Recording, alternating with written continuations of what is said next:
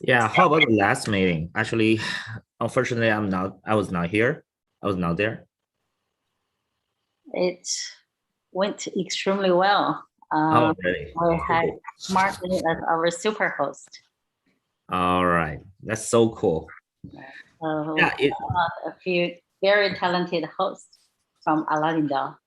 cool. Yeah, I bet he It's on rotation going forward for all the community meetings. So give a chance to everybody to host it. That's so cool. Is iPhone here Leosu, right? 六苏，你是那个标 iPhone 的吗？对，是我，因为我不知道我这个，因为我平时用 Zoom 不多，所以我不知道我这显示的名字是什么。All right, it's okay.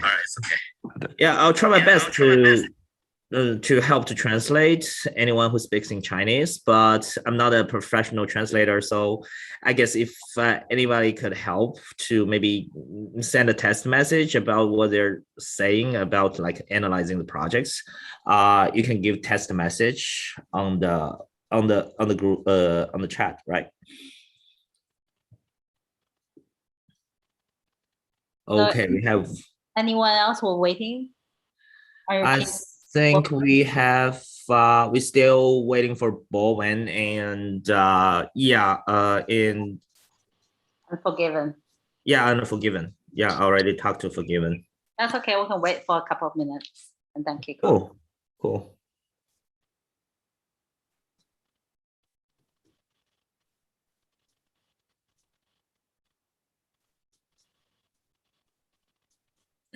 I'm calling Bowen.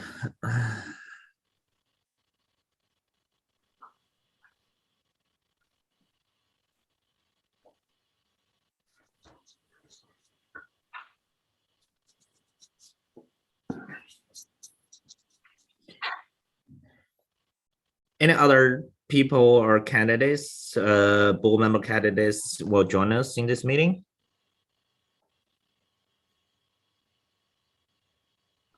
Seems just Martin for now from other groups.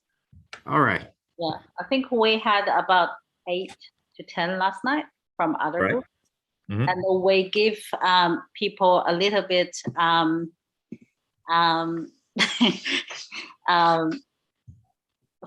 like tell them that we're going to have like a number of non-English speakers today.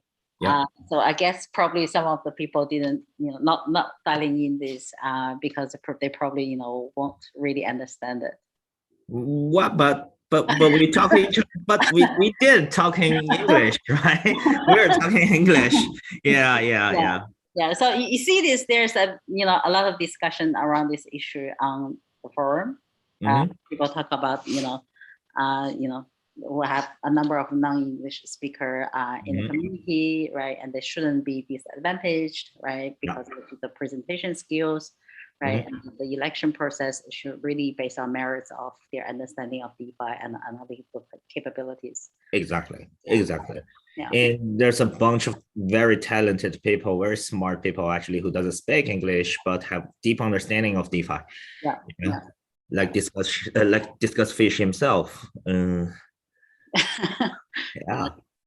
I think we already got everybody here, and Bowen is joining us later. So right now we have, let me check the list. Hi, Martin. Hi, Martin. Can you hear us? Yes. Yeah, nice to meet you, Martin.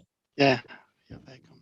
Looking forward to this one, but I assume I won't understand a lot of the things if it's in Chinese, No, actually, I think the majority of us today actually were talking English.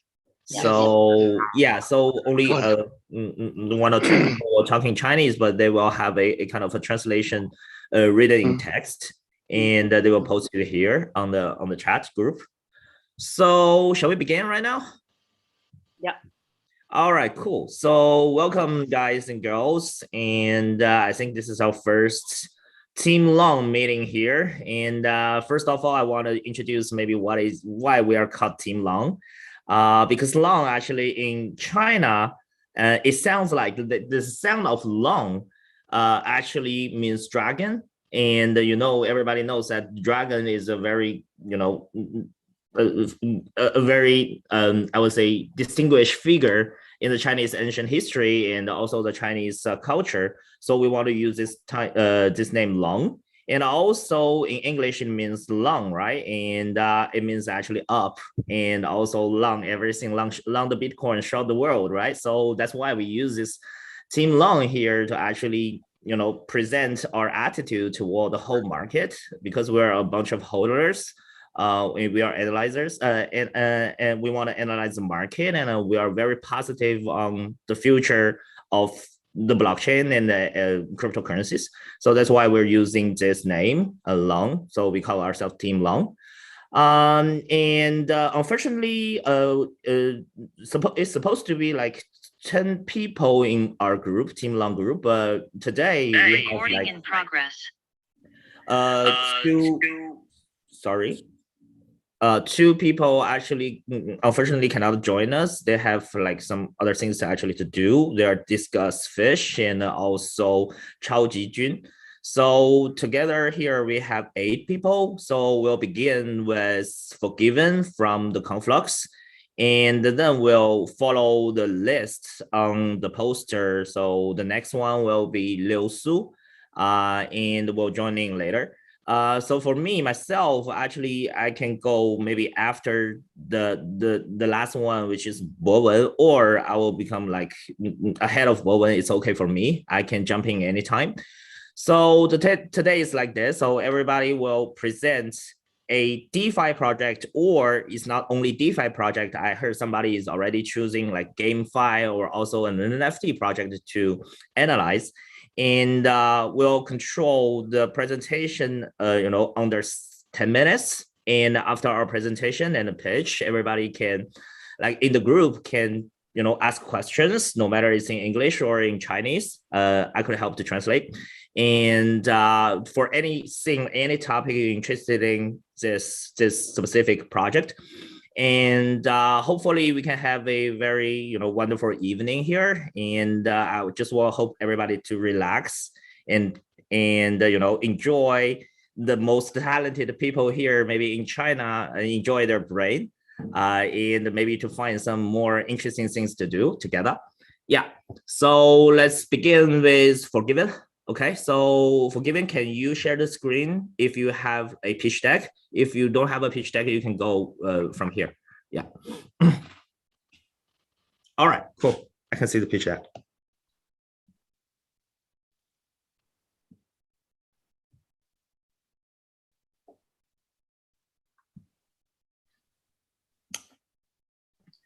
Hello, everyone. Can you hear me now? Yeah, we could hear you perfectly. Hello, this is Forgiven from Conflux. On the right top corner is my Twitter. Welcome to follow me. Today I'm going to present Tranchess.com. That's the website for the DeFi product, and their token ticker is Chess. Okay, so their meme is Chess. So what it is? So it's basically a decentralized Bitcoin trench or grayscale, right? So I'll explain it in a bit.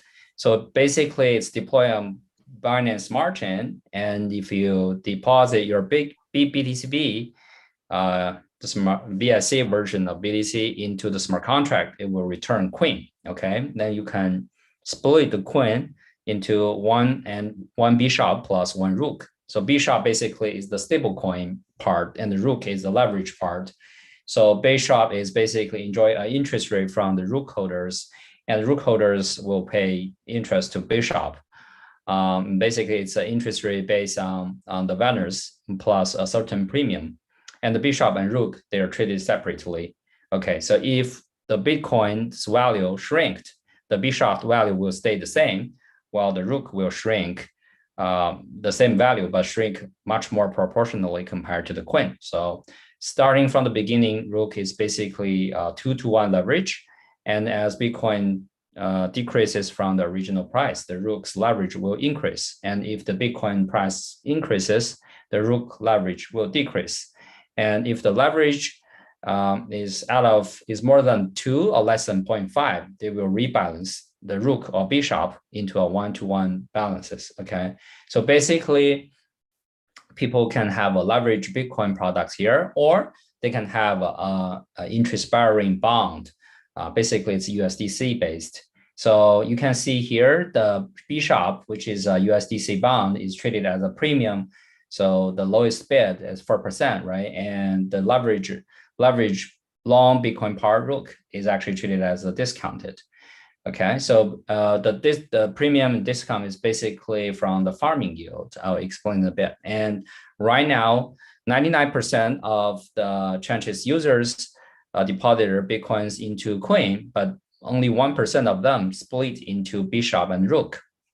Okay, so they also have, this is the basic product introduction, and then I'll go for the economy model. So they have a self-sustained economy model.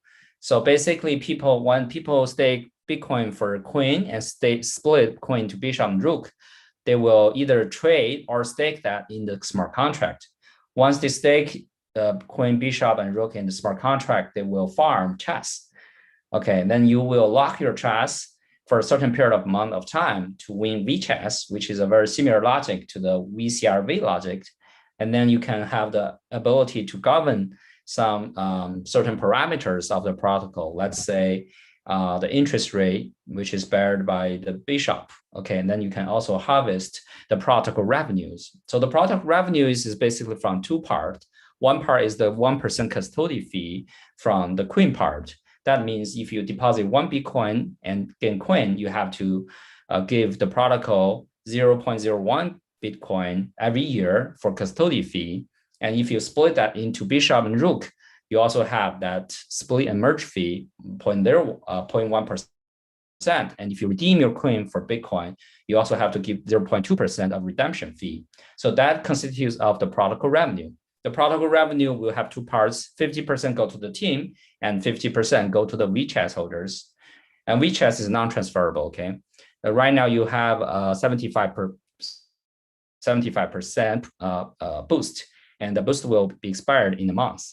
And right now the protocol has achieved a significant amount of success.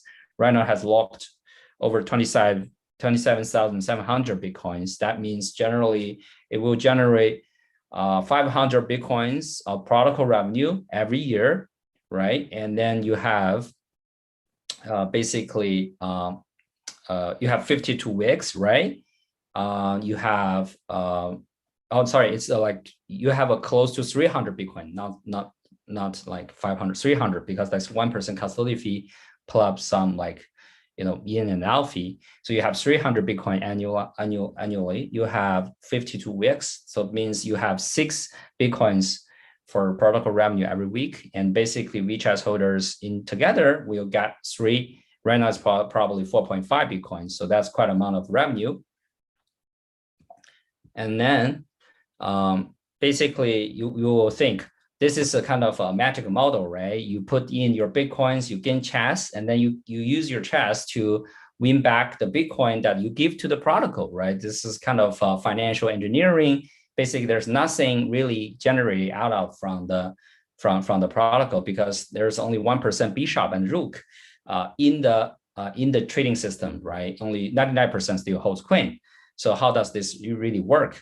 What if a big whale jump in day 0 and then just dump all the chess on the market, and this whole economy system will collapse, right? So they've been very clever. They didn't make the mistake that Fate protocol has committed. So they started quietly.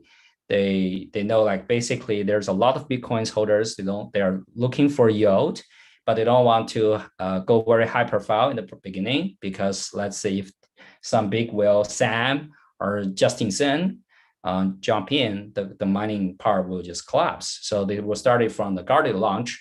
The capacity is only 100 Bitcoins in week 1, and every address is limited to only 0.5 Bitcoins. So they start very quietly on Twitters, and gradually they increase the capacity to 500, basically 100 Bitcoins each week, and increases the Bitcoin per addresses to 3, basically 0.5 Bitcoins per week.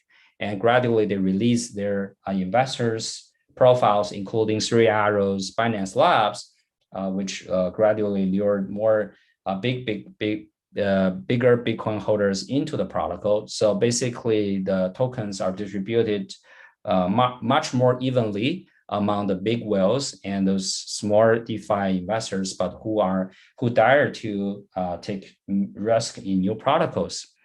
And also they leverage the pancake part. They didn't use a kind of what they call like pool two incentive strategy, which is staking Chess and USDT or USDC to win more Chess. They don't use that strategy. Instead, they kind of do a swap. So if you put Chess and BUSD, you can mine Cake, and then Cake can mine Chess. So it's kind of an interest swap. And in that case, so the tokens are quite distributed. And once the people mine the Chess, because their people didn't dump it immediately of the big whale, then you have the choice to lock it to win the protocol revenues. And they are not like the simple locking. So the locking actually take two parameters into consideration. One is amount, the other is time. So you can choose how much Chess you want to lock and how long you want to lock. Right, so they started from 6 months at maximum. They even didn't open up the 1 year stuff. Here's a kind of example how much you can lock and how long you can lock, and then every week how much Bitcoins you can win. Here the share of WeChat is actually a very interesting number. They show it to you directly, and gradually your share will decreases because more chats are mined out and the more people are lock it, and more people locking in longer times. So this make it a kind of a game theory that people have to lock more chats as more chats is mining out, and constantly extend their lock duration to make sure they maintain their percentage of the protocol revenues. And also as the revenues continue to rise, as the price of chess is rising, right? So this lure people to continue to lock for longer period and also lock more of their chats. So you can see here's the prisoner's dilemma. If holder 1 and holder 2 only lock for 3 months, they each gain 50%. But what if holder 2 move to lock for a longer period? Then holder 1 will be vulnerable of a less protocol revenue. So holder 1 will extend his locking period as well. So each holder locked for 6 months, but their revenue in total didn't change and their share didn't change, right? And the same goes for the numbers.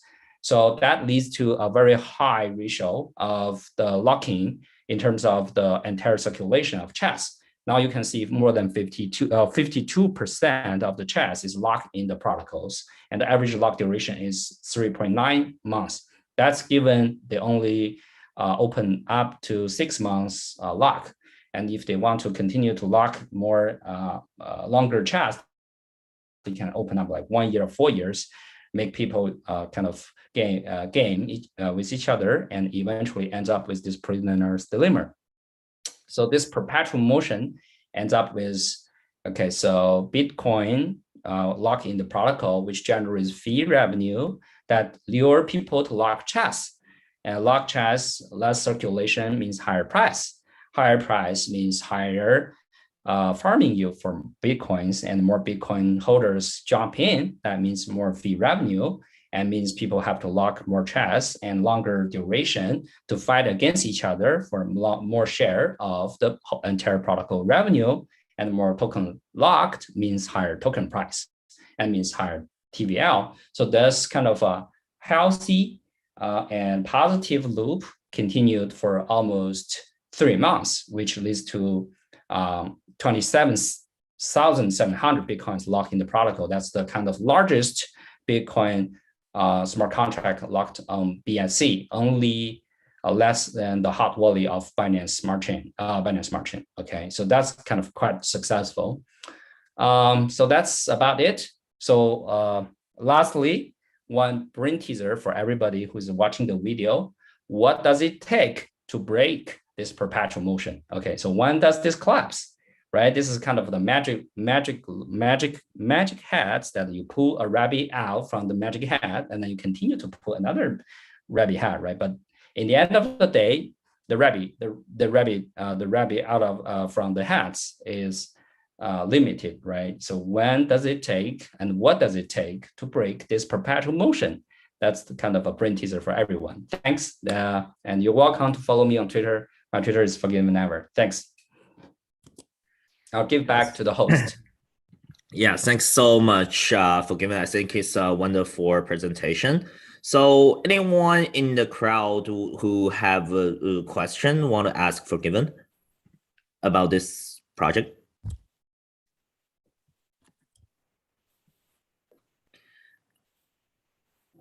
Yeah, actually, I myself actually have a question. So I understand the basic logic behind it, but I want to ask what kind of, let's say, cross-chain bridge they're using, and is this safe enough? And about the perception of a BTC holder, actually, do they actually want their BTC, like the real BTC, to come cross-chain on another chain, especially it's a chain, like it's BSC, right? It's a little bit, I would say, centralized, maybe. So do you think it's going to be a problem for the marketing of of this project, and also like how they solve the technology problem, like cross-chain? Yeah, so right now solutions? they are using BTCB as the collateral to generate coin, right? So, and I heard they're gonna bring this into Ethereum very soon. So on Ethereum, I figure they will use WBTC as a starting point and maybe allow chat holders to vote, probably let's say TBTC, some decentralized way to bring in more BTCs. Yeah. So one inspiration it gives to me is actually Bitcoin is actually a very underutilized cryptos in the DeFi market, right? You have BIC for BNB, you have Ethereum for ETH, but there's not a single smart contract enabled public chain to empower the Bitcoins, which I think is a blue ocean. And I feel like Tranchess has done a good job to sort this out. Okay. Yeah, definitely. Thanks so much. Yeah. Anybody else has any questions?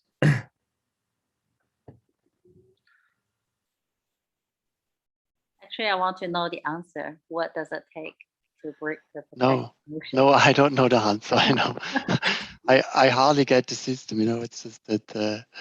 But I have some BTC on, and also I have a small amount of BTC on Binance Chain, and but if I don't want to take part in this like, so the question is it sustainable? Can I just put it in and then wait for the next 3 years, and then it's going to work well, or do I have to manage it? Basically, yeah. So if I'm a simply holder, if I'm a simply BTC holder and I don't want to manage the stuff, maybe don't want to understand it, just play around. What's my so your downside risk for locking this BTC in this protocol for 3 years, you will lose 3% of your BTC, right? Because each year it takes 1% of custody fee, and then if you get out, that takes another 0.2%. So that's the only downside, and all you get is kind of chess tokens, and you can continuously to lock your chess tokens to win back the BTC that you're losing. As long as the chess you lock back into the protocol can help you to gain the BTC you lose in the fee, right? The kind of the custody fee, the friction fee in and out. As long as that make that up, you don't lose anything, and then you can still have. It's just 1% per year. 1% per year, yeah, annual. That's kind of very comparable to Grayscale. Yeah, it's cheap. Yeah. So basically, it's kind of a financial engineering of using the time value of Bitcoin to create value for chess. To put it in a simple way. Yeah, I'm in. I will try it out. Maybe, yeah. Okay. Cool. It's a nice project. It's nice to see stuff on other chains, because they will put it on Ethereum. I heard they're gonna deploy it on Ethereum too, so people will have WBTC to use it as well. Right. So if people are concerned about the centralization of cross-chain, maybe TBTC, a better choice. Or DCAS, right? Maybe DCAS too. Yeah. Okay. Thanks, Cool. everybody. Well, Thanks so Martin. much. Thanks, for Sharlyn. David. And yeah, so here comes actually the number 2 is Leosu. So Leosu will present in Chinese, and he will have his translation written here in the chat. And a very special thing is that he will bring us not only a DeFi project, but a very hot topic is a GameFi project, right? So yeah, Leo, please. 好的，我先共享一下屏幕。Okay. OK。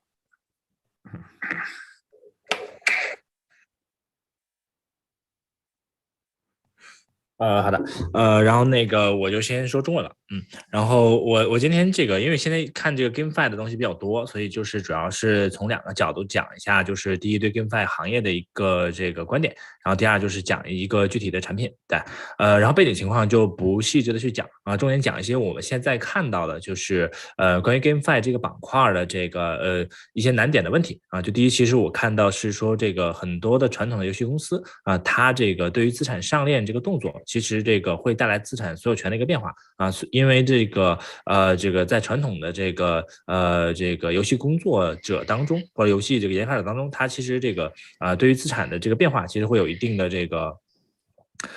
这个抵触吧，相当于是。然后第二呢，就是说，其实存在一个问题是说，这个在传统的游戏当中，如果出现游戏的一些问题它可能会这个经过一些服务器的调整或者一些这个算法调整的方式进行修改但是呢，在这个区块链游戏当中呢，其实这个资产一旦上链，其实无法进行修改这是现在的一个这个一个问题。对，第3个问题是说，这个在传统的手游当中呢，其实本身有一套这个平衡的经济体系但是它背后可能意味着说是一些通过影响用户体验去带来这个收入增长的一个方式但是这个在现在的这个区块链游戏当中呢其实这个懂得设计这套这个方法的人其实还是比较稀缺的。对第4就是说从这个对数值敏感度上来说，其实这个现在的区块链游戏的团队和这个传统的游戏团队就是优势上各有差异传统游戏来说呢更懂得说如何去这个在游戏本身当中去营造这个用户去氪金的一个动力，或者说这个去塑造整个的一个道具的这个增长的一个动力。在区块链的这个部分的这个团队当中呢，可能更擅长对于整个 token 的经济模型的一个设计所以其实这个我看到很多情况是说有一些这个传统游戏过来的团队更多还是想去找这个区块链的一个经济模型设计的团队去合作去搭建一个更好的一个经济体系但是其实同时具备2个板块因素的这个团队其实还是比较稀缺的。对，所以这是也是现在看到的一个问题，就是这个智能合约本身的工程师在对于传统的这个游戏来说还是比较稀缺的一类的人才。对。那另外一个这个想讲的话题是说这个在现在的这个炼油的一些情况来看呢，其实我觉得很多部分就是其实是可以分成2部分的画像第一呢，就是在现在的这个从原生的区块链的团队当中，他对新的这个赛道就感兴趣从而去开发一些区块链的游戏。但是更多的呢，还是从这个传统的游戏或者是这个2-3年以前这个加密猫那个时代去衍生过来的传统原生的炼油的这个团队的这个游戏。那这个从这个画像来说呢，其实我个人更看好就是传统的游戏团队，它去研发出一款这个基于区块链去进行所有权确认和道具留存的这么一个这个团队，因为我更看好就是他们本身对于这个产品体验的这个打造，以及说对于游戏玩法的一个打造虽然说短期来说呢，其实可能这个目前来说，这个整个的炼油行业其实更多还是以这个品牌营销或者说这个市场的这个声量作为判断项目的一个标准，因为其实这个能够实际交付产品使用的这个产品其实还是不够多但是呢，从这个长远来看呢，其实产品的体验我认为是更正确或者说更这个重要的一个因素这是我判断说后面的一个行业发展的一个趋势，就大家更关注这个产品尤其是在行业发展到一定的红海和一定的这个成熟度之后呢它会更多以这个叫做这个流量分发加上产品本身的这个标准性和稳定性作为一个重要的一个这个因素所以其实会在这个行业的不同的阶段会带来不同的一个追求的一个因素。对。然后这个从现在的这个炼油的本身的一些情况来看，其实还有一些其他的观点啊。第一就是说，我觉得其实这个从这个中国区的这个市场来看呢，其实这个中国本身的这个传统的游戏当中呢，其实整个的产业结构是比较齐全的啊。然后呢，这个人才储备也比较多，所以就是这个部分呢，其实会比较看好说整个中国的对于炼油产业板块的后续的这个产品层面的一个发展啊。但是其实它的短板在于说，它整个市场能力跟整个的这个token 这个部分的经济设计能力是比较稀缺的啊，这个我觉得其实也是一些这个这个服务机构应该去解决的一些问题。对另外一部分就是在现在的这个可能从这个传统的游戏，不管是在这个哪一个国家它其实都有这个比较强的一个对于这个区块链接触的一个意愿尤其是他们当中的一些中小的这个手游的团队，其实比较强的意愿去接触这个链改或者是区块链的这个游戏的这个板块。那么其实我觉得现在的画像呢，可能更像这个 DeFi 早期的一些这个情况，大量的这个人才和资金在关注这个方向，但是其实能拿出这个好的产品的团队是比较少的。然后接下来讲一个具体的一个这个产品这是这个一个我最近在看的比较多的一个项目。对，然后先说一下利益相关，就是本身它是一个这个部署在 HECO 上的一个项目，但是呢其实没有个人和这个HECO 的投资，所以其实是一个完全第三方的一个项目的平台它叫 NEXTYPE。它本身呢其实是一个很典型的传统的游戏工作室进入到区块链游戏这个行业的一个典型的案例首先呢，它作为一个传统的这个100人左右的一个这个游戏工作室在传统的游戏产业当中，其实是一个中小型的企业的一个存在它每年的营收比较稳定，但是一直也是在一个比较比较红海的一个行业里去发展所以其实当他们知道这个炼油板块之后呢，其实是比较关注在这个但是它有一些独特的背景是说，它在这个3年前其实就已经去通过自己的炒币和这个行业的一些联动，就更早去了解到区块链这项技术，所以其实在今年的时候呢，它可以拿出一个算是比较不错的产品体验的一个这个产品。那另外一个维度来说呢，其实可以看得出来，这样的这个公司它本身呢其实是更多还是一个传统游戏的基金，因此呢，这个还是从这个产品策略上来说呢，其实还是想去抓大抓全这么样一个逻辑所以你会发现它本身做的业务是比较多，然后也想去覆盖更全的一个赛道那它现在其实这个主要打的3个方向的一个这个事情第一就是一个自研的游戏的一个工作室，第二呢其实是有一个 IP 的 NFT 的运作的一个这个平台第三其实它是类似于做一个这个AP Store 一样的一个 Game Box 的一个流量分发的一个平台其实除此之外呢，它还有自己的类似于链改咨询和这个投资孵化这样的一块业务是想通过这个方式去形成一个传统的游戏传统的这个游戏产业跟现在的这个区块链游戏之间的一个桥梁这是他们现在的这个一个思路当然我觉得这背后折射出来的问题就是说这个能够具备2个行业复合的这个资源和优势的这个团队其实是还是比较稀缺的所以就是这个板块其实还是非常需要这样的团队的去完成这样的这个职能。对，那细致讲下来说呢，其实可以看一下它整个本身的这个产品大概的一个画像和这个像素的画质可以看得出来是一个及格线以上的一个产品吧，虽然没有特别惊艳但是在我来看，其实还是一个它不断在把它手里的一个及格线以上的产品变成链改化的一个这个过程其实现在手里大部分的游戏呢，其实还是在以传统的游戏叠加区块链经济系统作为一个这个主要的这个载体，但是其实它也有2款这个比较重头的原生的炼油的游戏这个我也是这个我觉得算是现在的一个炼油产业的一个画像。就第一呢是大家都想尽快的去推出一个比较成型的产品，所以第一的选择可能还是从这个更改的这个方向来看。那另外一部分就是这个大家都愿意去这个储备可能有1-2款重头的全球性的产品当然这可能也是出去融资的时候所主要讲的一个故事，就是有现成的产品以及后面有重点的一个产品然后呢这个另外一部分就是分析一下它本身现在的一个游戏的一个类型就它其实还是以这个休闲的这个游戏为主所以可以看这个正画面这张图，就是它更多还是说这个以这个一些比较 Q 的形象，然后包括就是它有一些比较亮点的产品，就是说他们捕捉到说这个单个游戏的用户的 UP 值是比较低的啊。那另外一部分就是这个传统的就这个游戏本身对于资金体量的留存其实是比较少的，他们这个擅长的部分其实是整个的营业流水的一个增长，但是呢，对于这个经济的对于这个整个资金体量的留存其实是比较少的，就是我们在这个 DeFi 当中说的 TVL 啊，在这个链游当中其实是并不是核心的一个指标，因此呢，这个游戏 NEXTYPE 它本身呢，其实做了一个就是类似于这个 mining 的部分啊，就是本身是有个挖矿的这个环节在啊，其实是把这个经济模型的部分当中重点加入了这个DeFi 的一个部分。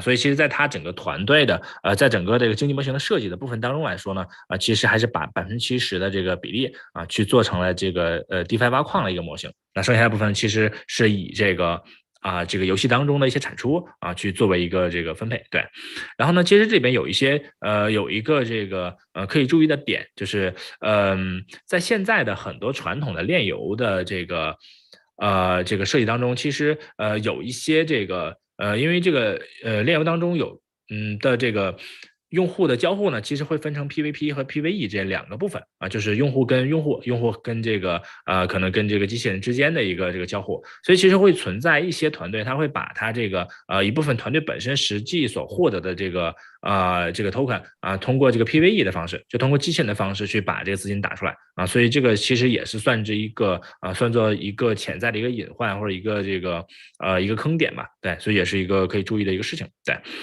然后在这个分析这个 NT 本身的这个经济模型上来看呢，其实它其实把整个的这个经济模型拆分了几个部分就是包括自己的 DEX 平台，包括这个流量分发的平台，包括这个自研的这个游戏工作室的体系，以及说他们所投资和孵化的这个游戏的这个新的产品。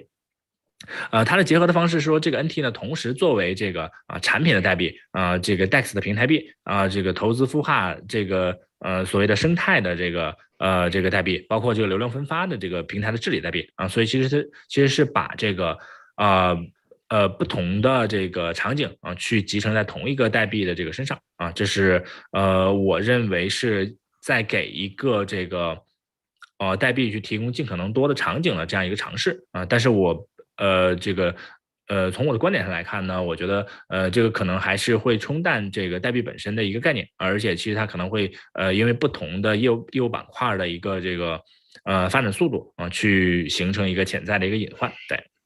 然后其实可以看一下说它本身的一个增长的一个数据，其实它这个周的这个复合增长率其实是比较高的所以其实我一直也在长期观测这个项目本身的一个这个数据所以其实从这个数据上来看呢，就我认为它还是一个比较有潜力的一个这个链游的一个项目同时呢，就是这个团队本身有100人以上的大概一个这个团队所以其实我会比较信任它本身后续的长期稳定的这个游戏产出的一个能力，对。OK， 然后这是我大概的一个这个分享然后对，非常开心今天有机会可以去聊一些这个自己的一些观点和一些理解，对，然后我这边以上，好的，感谢刘苏，然后在座问题。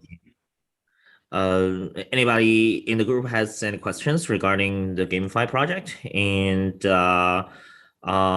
you can ask questions in Chinese or in English, and I will translate. 我是 Ruby 刘苏你好，我是 Ruby， 我是 Incuba Alpha， 我就很想问一下，因为链游我蛮想了解一下，就是链游是18年也有过一波，就我想看看从你们的角度来看，现在这一波链游和18年有什么本质的不同呢？ Yeah, Ruby asked because in 2018 the hot topic is also the blockchain games, and they have already had a hit in the market. So this wave of coming back of the GameFi projects. So what do you think is the difference between this wave and also the 2018 wave? OK， 我觉得我可以先回答一下我的观点，然后其他朋友有补充的可以去补充。对，我认为的差异化我觉得第一是说这个从这个开发者画像来说，我觉得是不一样的。就是之前的18年的炼油，其实可能更多还是一个更微小型的团队，甚至是个别几个再去研发这个炼油的产品。然后现在的这一轮，我接触的更多还是一个规模型的产研的团队在研发基本上可能至少是可能小一点的10个人，多的可能就是大概20-30个人这样的一个画像是一个比较标准的炼油的一个这个团队。这是第一个点。第二个点是说，我觉得整个这个炼油的规模是不一样的就是从这个行业渗透率的角度来说呢，在这个18年的炼油，其实更多还是一个可能更小众，或者说这个更小规模的一个这个事情。但是另外一部分但是在现在的这个行情来看，其实因为它本身跟 DeFi 和 NFT 是叠加的，所以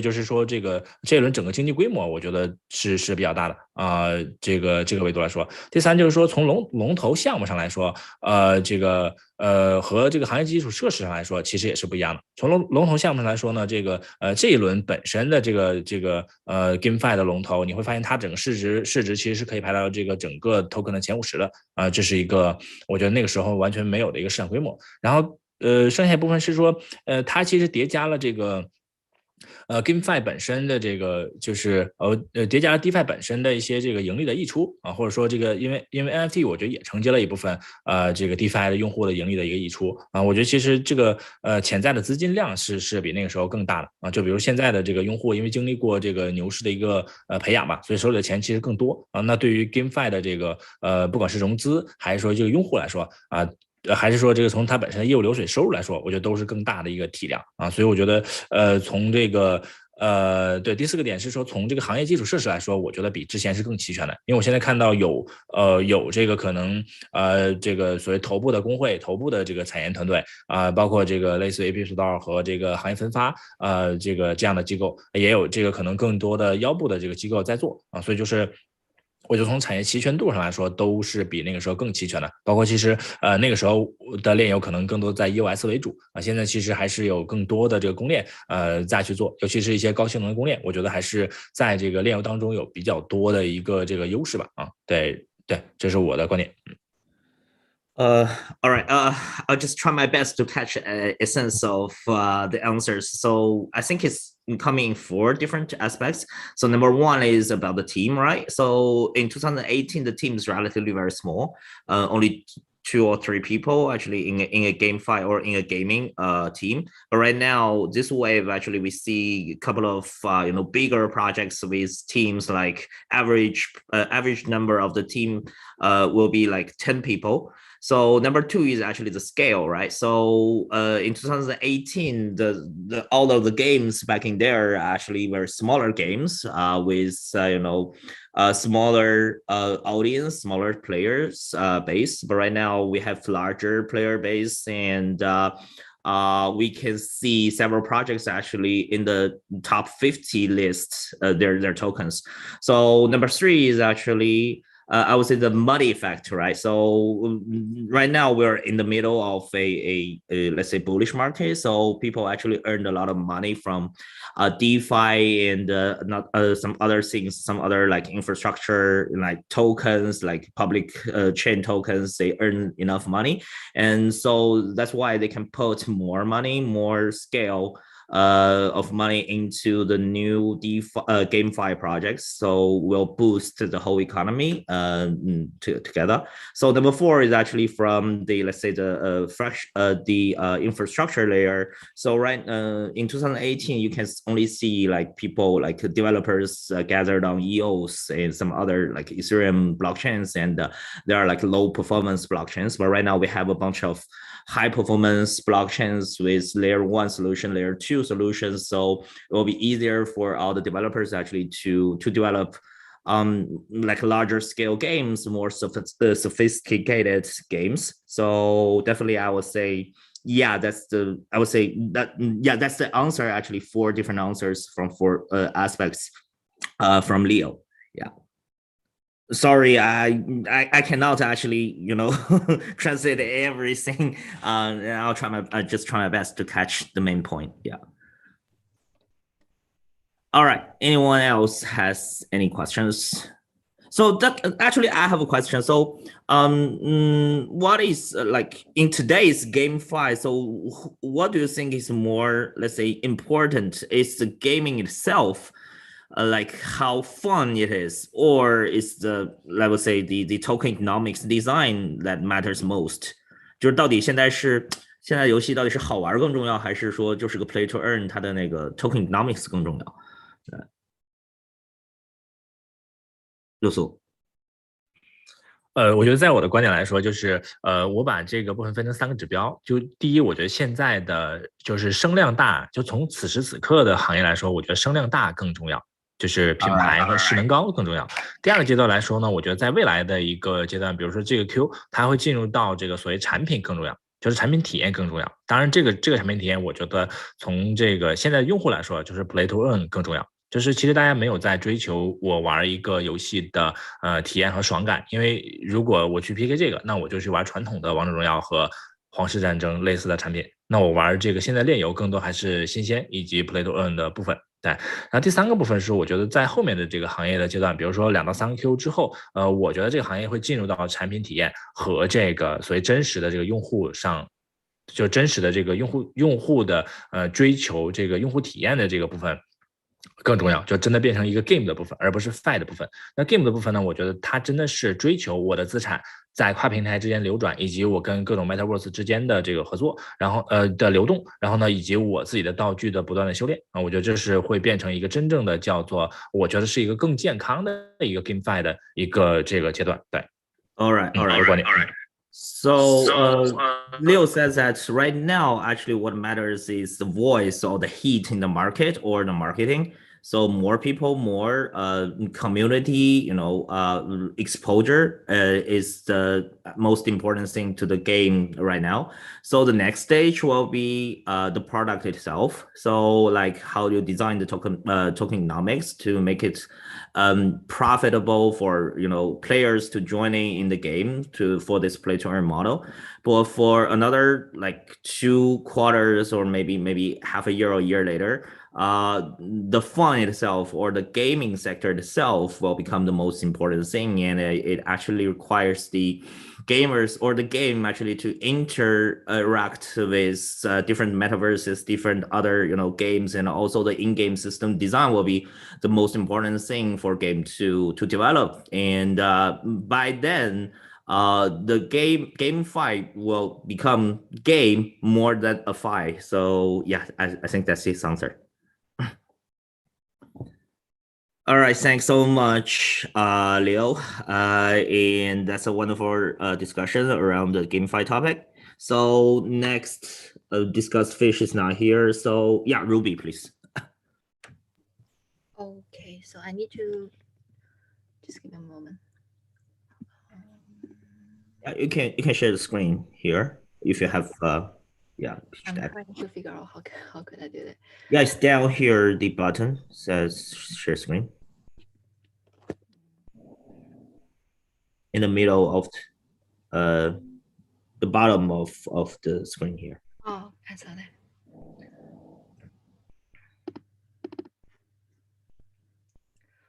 Oh shit. I think I need to log out again to log in in order for me to like to share the screen. Yeah, it's okay. We'll wait for you.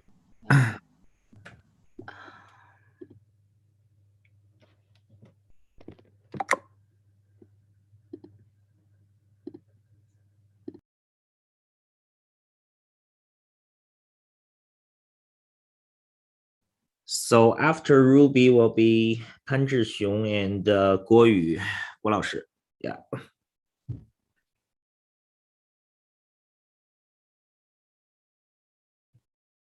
So let's wait for Ruby for a couple of minutes.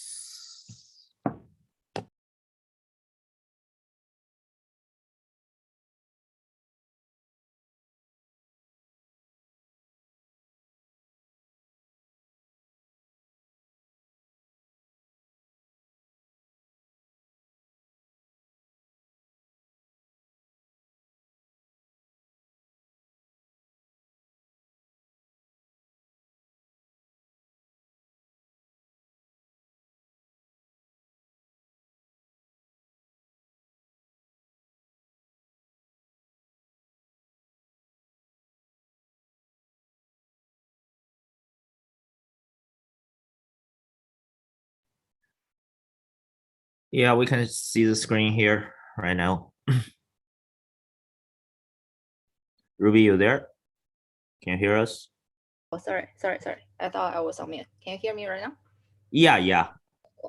So my strategy will be on Pendle Finance as well. As I know Johnson like talked a little bit about it yesterday, but I think a lot about it, and I think I still have something I want to share about this project, and I think it still show our face in this project and in this sector with the fixed income on DeFi. So we actually did a research last year regarding how we see DeFi as a whole industry, and I think like what we do with trading, with lending, or derivative, something is more like a horizontal way that we have some asset coming into DeFi, and we are seeing more and more asset coming in right now. We have in the beginning as ETH, we have BTC was in wrapped format like WBTC, TBTC, or so on and so forth coming into, and we see some LP tokens being accepted by like underlying asset. We've seen recently some interesting project using like the leverage positions to synthetic like stable coins coming out as well.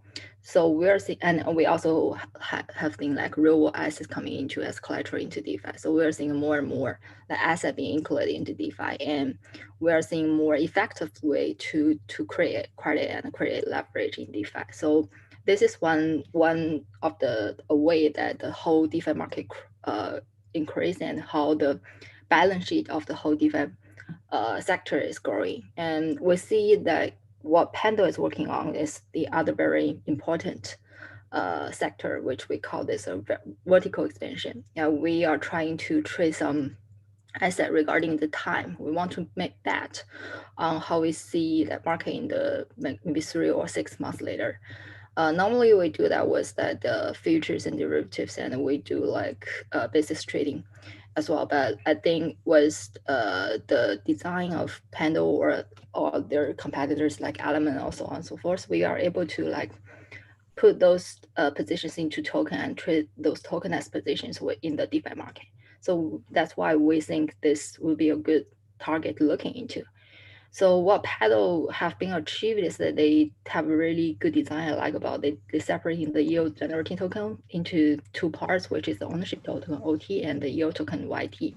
And the people who like want to trade the interest part can just put their bet onto YT. Say that they don't need to have a heavy position to a long sport or short futures. They just need to buy or YT as some position, say that we think the current leverage of the market is pretty low. We believe that there's a bull run coming out. So it's a good timing for us to long the interest rate of the basis, because interest rate, in my opinion, is pretty related to what the basis point of the market is going on. So we can just buy YT to bet that the whole interest market is going up. Say when we enter into a mine, it's the disclaimer that we have been putting a pretty heavy position mining on Pendle right now. So when we started to mining on Pendle, we see that the interest rate of the compound is only 1% or 2% of something, because it's just after the big drop off of the May 19th market. So the whole leverage of the market is turning down, and we see a really good timing to like holding YT as a farming position to coming in. So similar trading strategies could happen here as well. So if we think that from May 19th till now is 4 months later, the market is gonna bull again, and we want to long the interest rate of the whole market, you can just buy YT for compound or RV over there and enjoy the exposure of the growth of the whole market interest rates without holding the principal token. On the other hand, that if I think right now the market is pretty good, and I think the leverage is very high in the market. I think that 15 or 20% of the lending rate is pretty high, and I want to log it up so I can just sell my YT on compound or RB through Pendle and log up 50% of the yield right now. So this is why I think this trading market will attract a lot of attraction in the long term. And also they achieved to do that was the first separation of the OT and YT design, and also they created very good AMM for the time decay asset, because for the interest rate things that when it goes to maturity, we are not able to claim the underlying like yield stream. So the value of the token YT should be close to zero with a time to maturity is close to there. So it now be suitable to trade on the normal AMM. So if this kind of AMM was work for YT, we can expecting that this kind of AMM would be applied to a lot of like time related asset that we can trade on. And we see a really good extension on what they do on like the interest rate. They also like supported like the sushi LP token recently. So people could also not only bet on like the interest rate or generating the yield of the stable coin, people could also like bet on the yield from like the LP tokens. Say that when a new project coming out into the market, we expect a really like intensive trading in with the AMM pools. So this time I may be able to just buy the YT token to betting on that the LP fees generating from the pool will be increasing in like the week or so, and then I can sell it to realize my betting if my my judgment is correct. So this kind of AMM and their design created a really new market for the trading strategies. And so that's about their fundamentals, and also about the why we think it's a good time to mine now, because first they offer really good APIs. Like this is the screenshot I got it today from their apps, so you still can get some like 200 something API on the stable coin yield tokens. So and for those tokens, unlike those like what a pool to risk, it's more easy to evaluate the downside risk for each of the tokens. Say the YTC that USDC pool, we can see that the implied yield for the 2020 like December note will be around 50%. So it's good that we have it's more easy that we can have a judgment from the macro level that how the interest rate of the whole market is going to be fluctuate in the short term also, or long term also. And also that we know that as long as there's a bull run, it's easily to get the interest rate to coming back from even it go to the long is to a lower part. So compared to most of the way to put to kind of the farming, the Pendle pool farming is offering pretty good risk return reward here. So and also we are bullish on the fundamental of the project, so we think it has good growth potential. So it's good time to farm some of the token and hold it until more and more markets get aware of this kind of trading markets.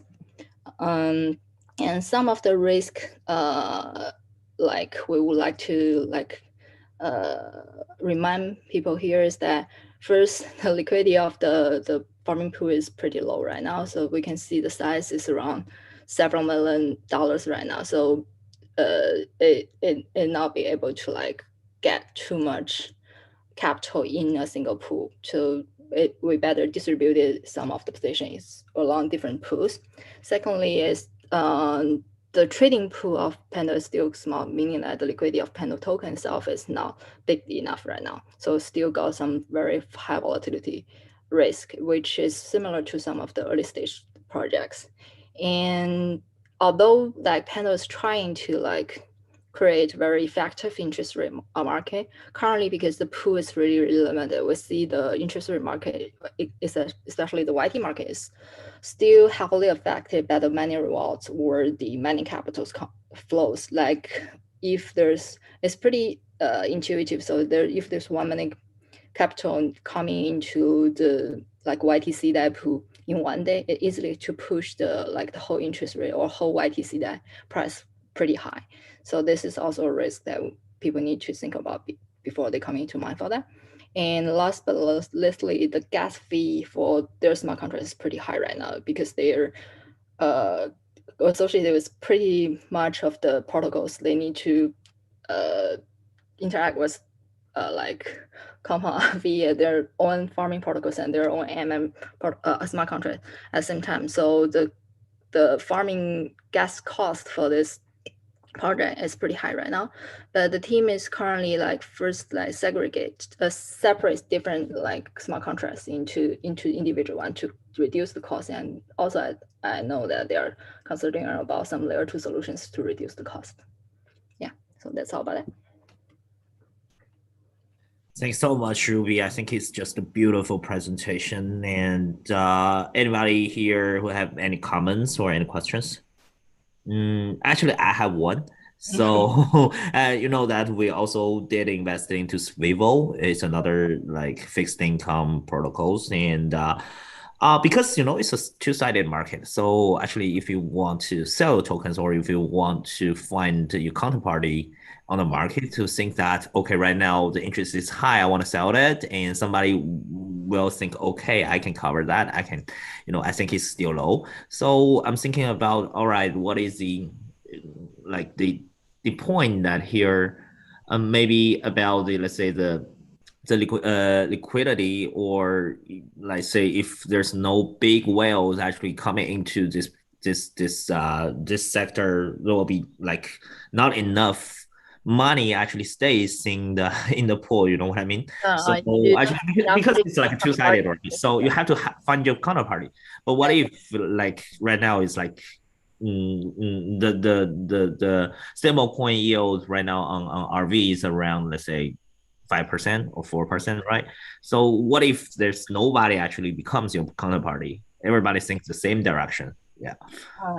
Yeah, I think I need to separate your question into two parts. One is about the liquidity of the depth of the whole counterparty, who is trading like the yield versus. Second is about what if that everybody is betting on the same direction, right? Yes, exactly.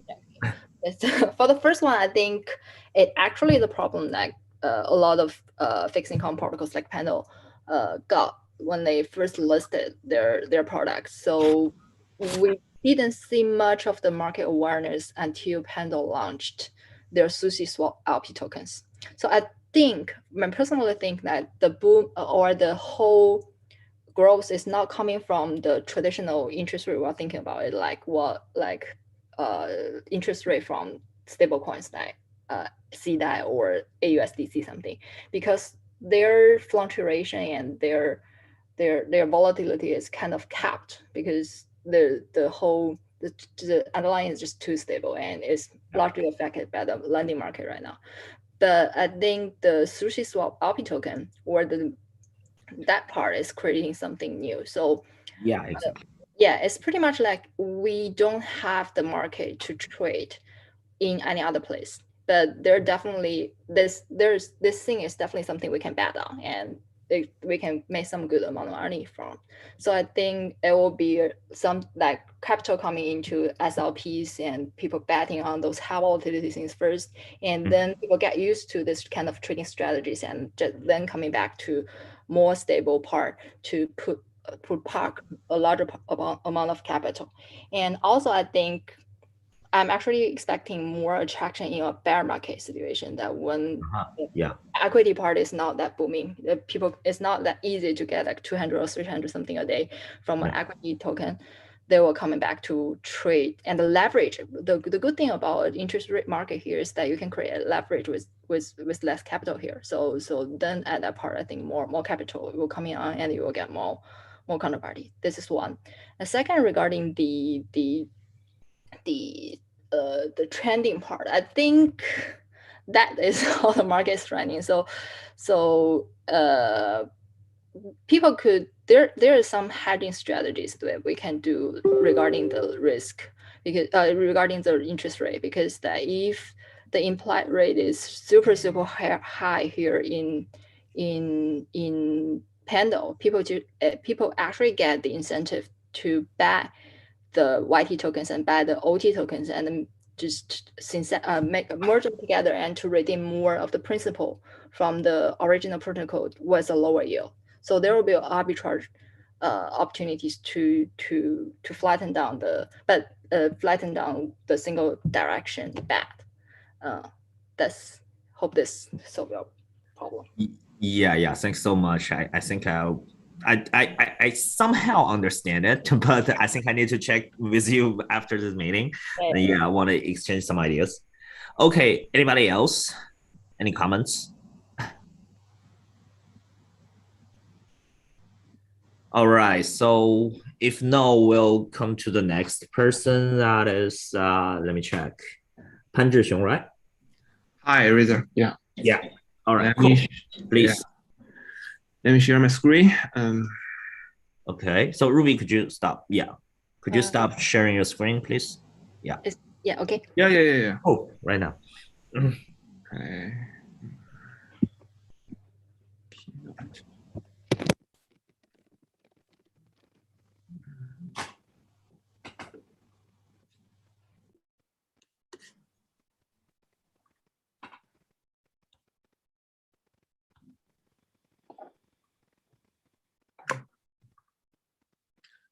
Eraser, let me rejoin the Zoom. I will, yeah. So Okay. I think the same problems happens. Yeah. Okay.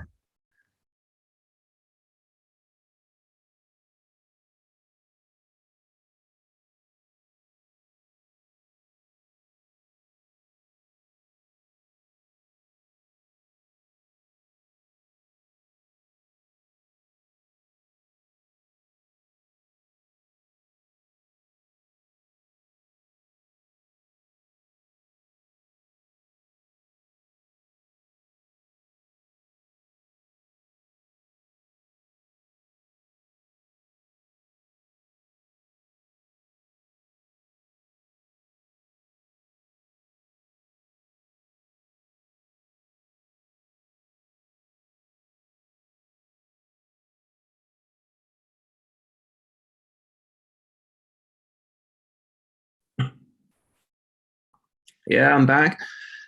Let me check how to share my screen. Hello everyone. I'm Pan from Chainnews, and today I'm gonna show one of my favorite project. And actually, it's not a deep dive to this project, but I think it's my personal analysis of this Ribbon Finance. And I use this cute emoji to represent the Ribbon Finance. I think overall the Ribbon Finance is pretty simple to use DeFi yielding protocol with a little risks. And on the other part, it can help to grow on-chain derivatives liquidities, especially the options market.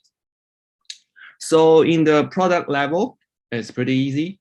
Any farmer or users just deposit asset to the Ribbon protocol. And after several weeks or months or years, it can withdraw assets with recently at APY shows it's around 20% APY returns. Yeah. So farmer can use the very the big asset like Ethers, Wrapped Bitcoin or Circle USD. So in deep dive to its mechanisms, and it's also not a very comprehensive one. For users, just also deposit Ether, Wrap BTC or USDC to the Ribbon's pool. Right now, it has 4 pools supporting this kind of 3 assets because these high market value assets is worth to do the options market. It has options market in the open market, open protocol, OPYN. Yeah. So after the Ribbon protocol to have users deposit assets in 4 pools, it will weekly provide collateral to the open protocol and will mint put option or call options from the open protocol. And after the Ribbon has this kind of options, it can sell the options to the market makers through 0x or AirSwap or other OTC way and the market maker will give the protocol some revenue.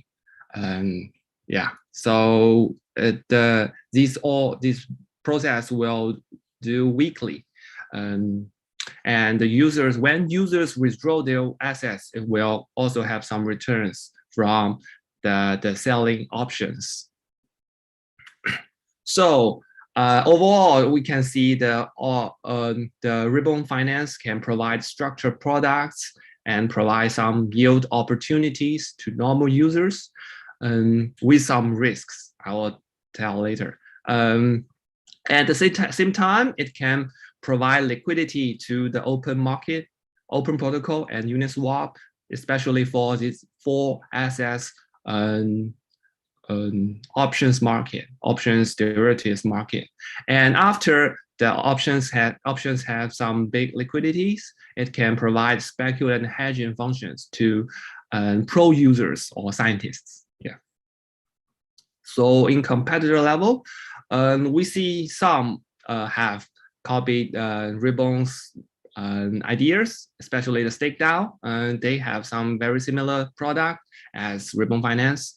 But other than the StakeDAO or Ribbon's mechanisms, UMA or structured finance also can provide this kind of financial products. Yeah, but with other different kind of mechanisms. We see it has the Ribbon Finance has gone through 2 security audit with PackShield and ChainSafe, and right now, until now, it has no security accident. Their contract has been deployed for about a half year. It has been run for a half year. But the team is very conservative of the protocol's adoption, so they are increase the protocol's capacity step by step with their governance and function. So in simple, this Ribbon Finance is not risk-free protocol. It has some risks, but we can, or the protocol owner can decide what risk reward and risk factor of how the votes choose. You know, in options market, we can choose the strike price. If you don't know what strike price is, you can see this is a risk factor, and just very easy to understand. And if you choose high rewards, you will get very high risks. If you choose low reward, we will choose low risks.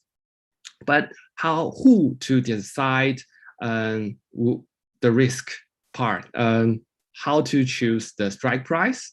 Right now, it's handpicked by the Ribbon team, but in the future, we'll have DAO or algorithms to decide the strike price. So the team has announced they will release a governance token, but they haven't released not lots of the details. Just they have airdropped 3% of their token to around 1.6K farmers users or early adopters and options market users like HECO users or open protocol users. Airdrop to them, and they also pass a governance voting for the liquidity mining. They have done one liquidity mining to release 1% of the total token, and right now the token is still not transferable, and the team had not disclosed the token distribution and the tokenomics, so we don't know right now. Yeah, it has 4 contracts, 4 votes.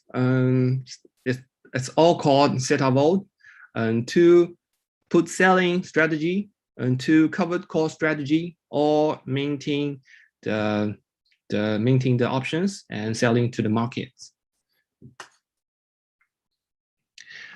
When we check with the recent TVL, yesterday I checked with the TVL, the 4 votes combined with a total more than $100 million TVL.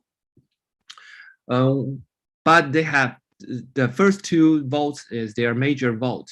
The first one is combined with Yaoyuan, and they're yielding numbers to the put selling strategies. The biggest vote is user can deposit Ether to the Theta vault, and then you can the vault will sell covered call strategies and get some returns. Yeah. Yesterday it has what more than 11K Ethers in the vault. When I check with their past performance and on-chain data, I check just what their biggest and longest strategy. The Theta vault with is covered call strategy, and it has run for 23 weeks and around a half year. But at the very beginning of the 2 months, their risk factor is pretty high. So it has 3 weeks, total 23 of the 23 weeks, it has negative returns with weekly negative 1% to 2% returns, negative return, yeah. But overall, after that, they have choosing the low risks and low return strategy. So it hasn't been a negative return. They released the version 2 roadmap last month, and as focus on 3 parts: the decentralizing the votes, rebuilding accounting system, and governable parameters, which can make the protocol much more open and get more revenue and can make customizable votes. Yeah. So overall, I think Ribbon Finance is not a complicated DeFi protocol. It's simple product and simple to use with some risks. Yeah. And the second part is it can provide options liquidity to Uniswap. In Uniswap, it can trade the options. Yeah. And other DEX. And overall, it's a very gigantic market, especially when the layer 2 has started to booming. I think they can start to transfer to the layer 2 but before that, the open protocol should move to layer 2, and then they can build on top of the open markets, open options market. Yeah, so that's my sharing. Eraser. All right, thanks so much, Pen. Anybody has a question or comment regarding Ribbon Finance? I have a question. Yeah, please. In your presentation, there isn't much information about their teams, but team is actually extremely important to a project. Well, innovation is one side, team is another side. So yeah. I would like to know how do you usually evaluate a DeFi team, and how do you think about this team? For generally, I will evaluate the team from the secondary information, especially their background, the team previously job informations. But for Ribbon, their founder previously worked for Coinbase, so I think it's a plus for the team. But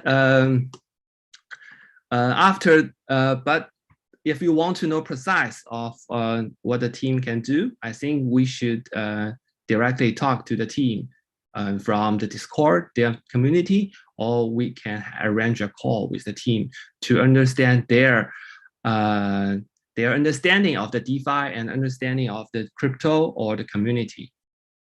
Overall, that's my way. Yeah. Thanks. Anybody else?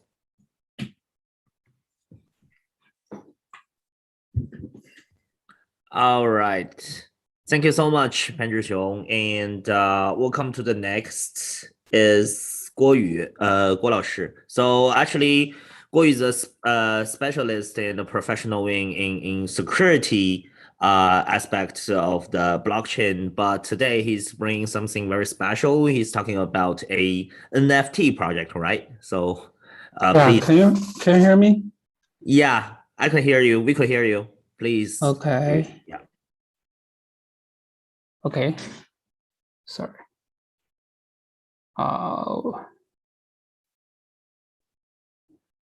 Sharing. All right. So, sorry. You are in the loot ecosystem. You are in the loot universe, right? That's so cool. Yeah. Yes. Wait a minute. Let's find which window should I? Okay. Yeah. That's it.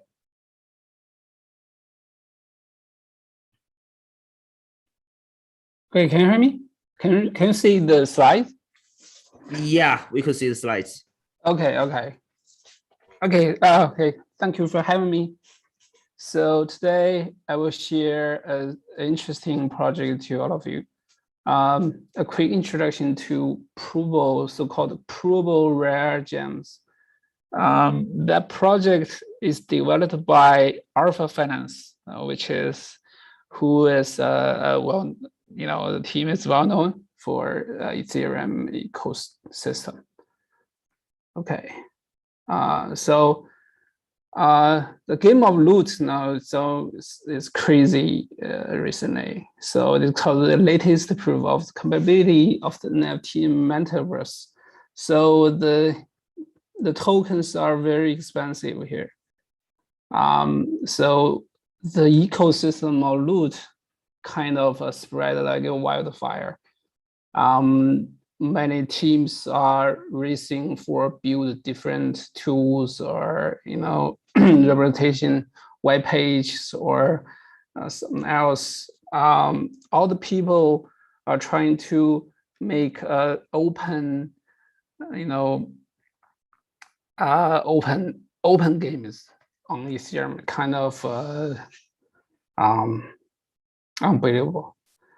So there's kind of a problem that, so when we're talking about the fairness of distributing these tokens, so we all know that if someone wants to get a loot, so either way, you can buy a token from OpenSea, or you can manually call the mint, the function, directly through the smart contract.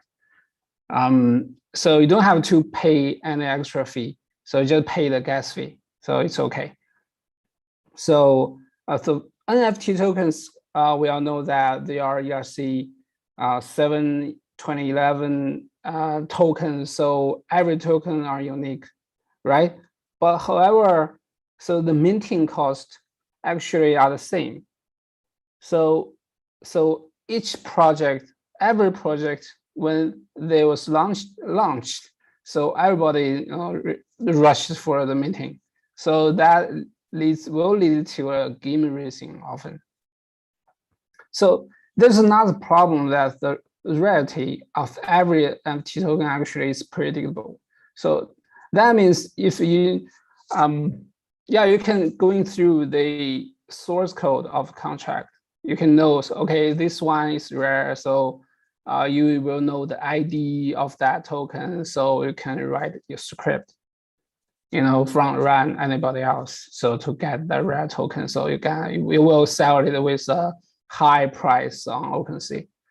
So the kind of it's not fair, it's not fair for users or for us, right? For us who not able to able to use script, okay. So the smart part of the gems, the project, they are using POW, the proof of work. It's a kind of a mechanism borrowing from Bitcoin. So kind of proof of work. That means you have to mine each of the NFT token. So you have to use your laptop or some mining machine even to calculate a hash. If the hash satisfies some difficult condition, then you can claim that token. So here's the why we call it a smart idea? So because proof of work it's kind of proof. You can kind of proof. The proof also is a proof of rarity. So because many so let's imagine that many people want kind of gem. It's a NFT token. So many people. So you have to mind the difficulty will rise up exponentially. So if more people want that NFT token, the NFT token will be harder to get. Okay. So here the critical part of the contract code. So we can see the mine function. The mine function. We can see there are two parameters there. So the first one is kind. It's kind of it's a index of which kind of gems or atoms. It indicates the type of the kind of the token. The second parameter is kind of a sort. So user have to roll a sort. Then you sort, you can get a hash. Get a hash. You have to roll a random good sort to get a hash, a correct hash. Then you can claim the NFT token. So proof of work kind of is a fair distribution system. So we can access the URL, the web page. So we can see there are already 20 different gems over there.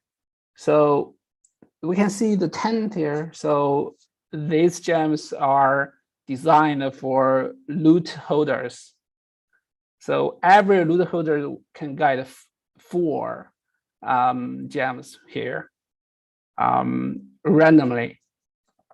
But if for me, I don't have any loot NFT token, but I can mine a gem NFT token by myself using my laptop to calculate a hash. Okay. So the problem here is you can see the supply. Actually, each of these gems, it doesn't have any limits of the total supply. So you have to mine. If more people want more gems, you will have more gems, but you have to pay a lot of computation sources, put a lot of computation sources into it. So let's say the difficulty number, the value of the most valuable gem, the scarlet bloodstone. So kind of very difficult to mine today. So the projects have been already launching for just 1 day, and some people they already use the Ethereum mining machine to mine the gems. So I suppose the gem will be expensive on OpenSea. So I reviewed the code. Here's the URL of the code. Everybody can see it. The code is not a ERC 721 token. Actually, the ERC 1155 token. So the smart contract is upgradable, but with good qualities. Actually, the first version of the code had a bug, quick development just in last weekend. So the first version was committed just 2 days ago, but it's going to the 3rd version. Hopefully they will have the 4th version tomorrow. Actually, the gems is not just the gems.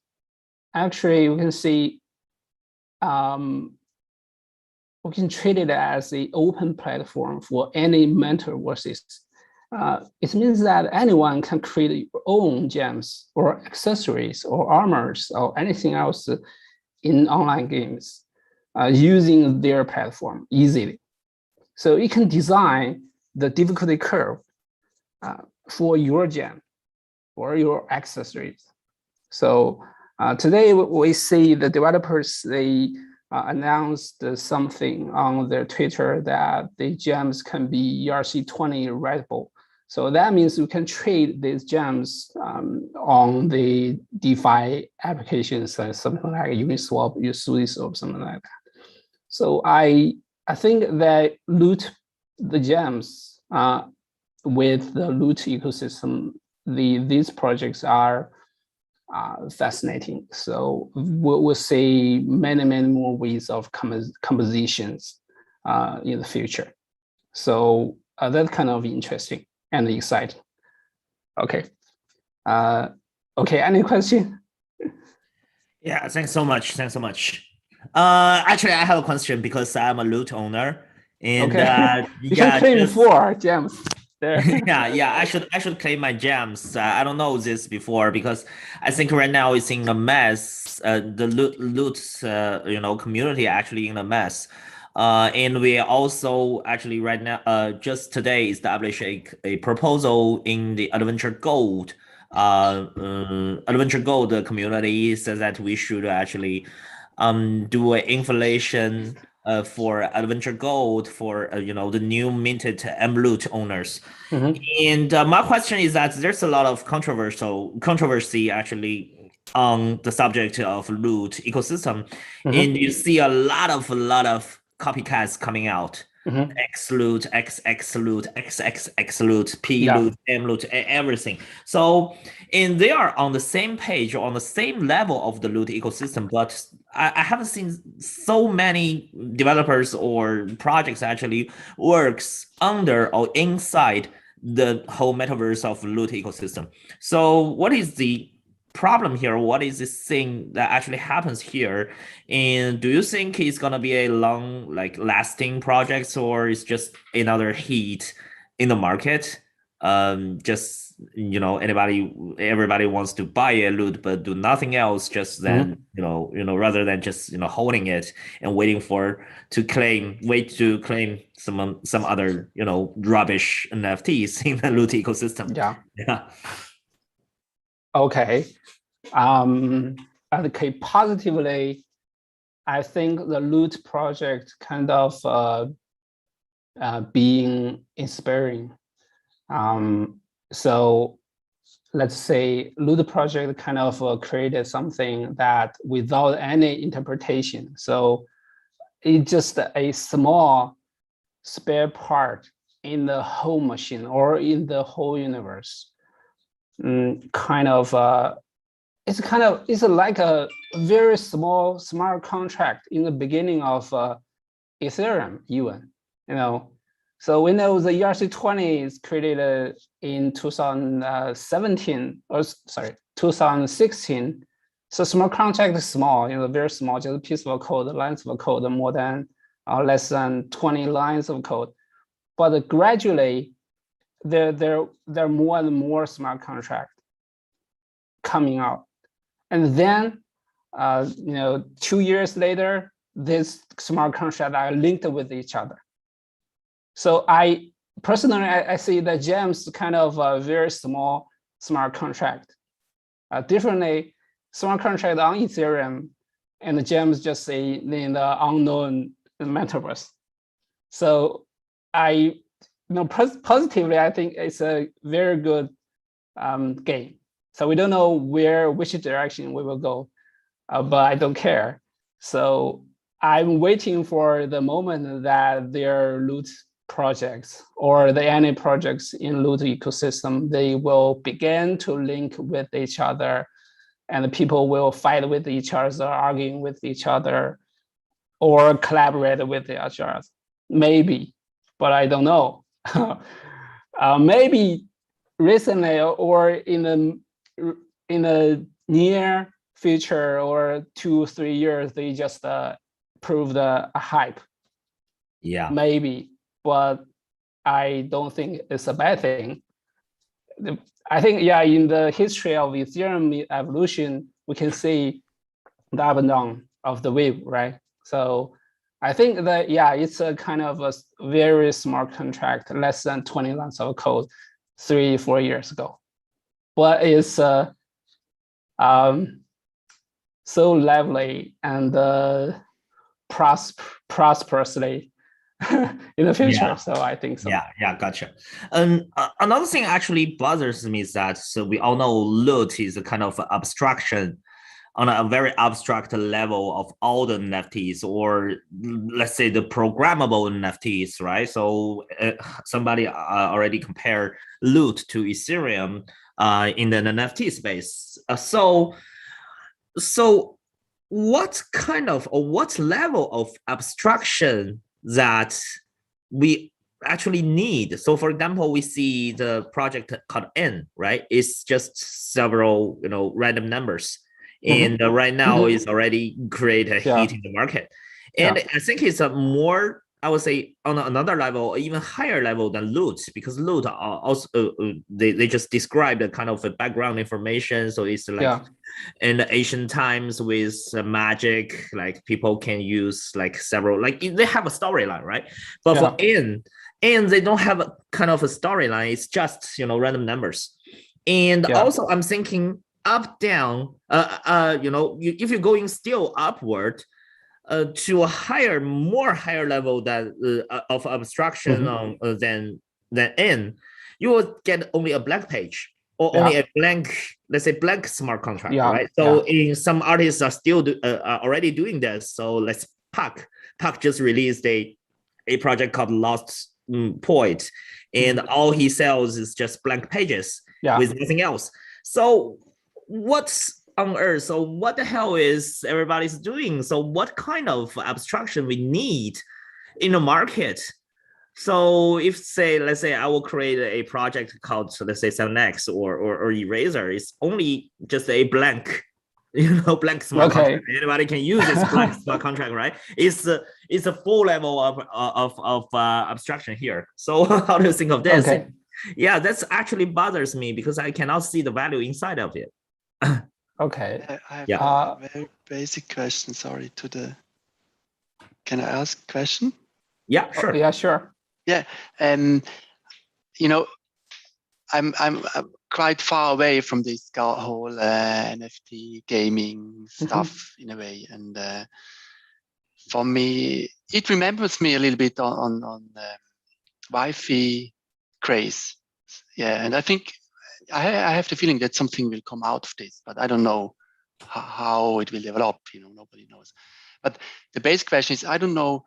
So this jam project, this is like independent. So somebody made like an addition to loot, and loot holders can claim it for free, and others have to mine.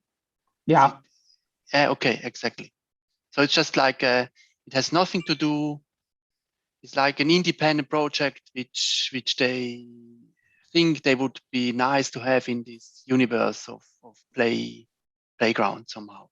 I think at the very beginning they just wanted to develop a loot project, related project. Yes. But then after 2 days, they decided to so they got more ideas. So now they're trying to abstracted it somehow. They just because it's not only usable for loot. It could be used in any game somehow. Yeah, any games, any metaverses. Yeah. Okay.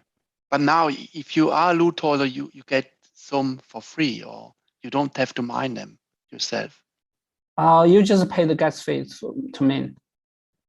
Okay, if you own a loot. Yeah, you can get it for free. Okay.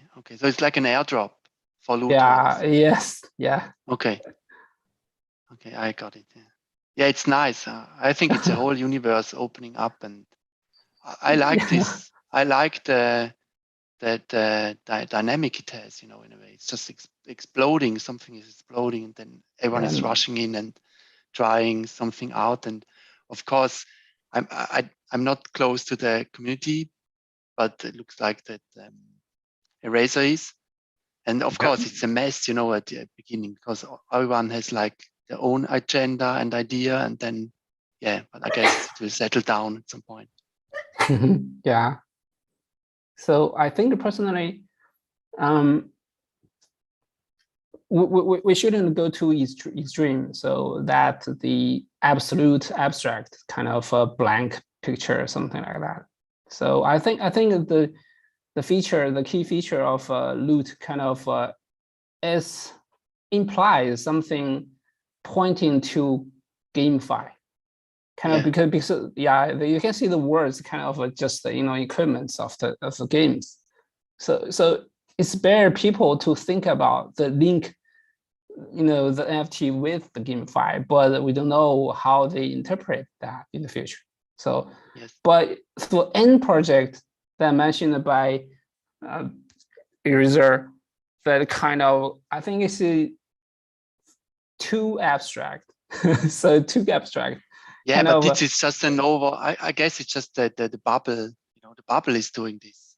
Okay. Yeah, it's just the crazy of the bubble. Then everyone is, at the end, people buy like really stupid thing from each other. This is just normal, So and I don't know. Yeah, it will crash, and then it will. I don't know what start again, the guys will do in the following. I mean, the people from the end project team. So which direction they should, tell us. So which direction they will go. So we don't know so far. Yes. So, but I think for loot project, kind of the idea is clearer, and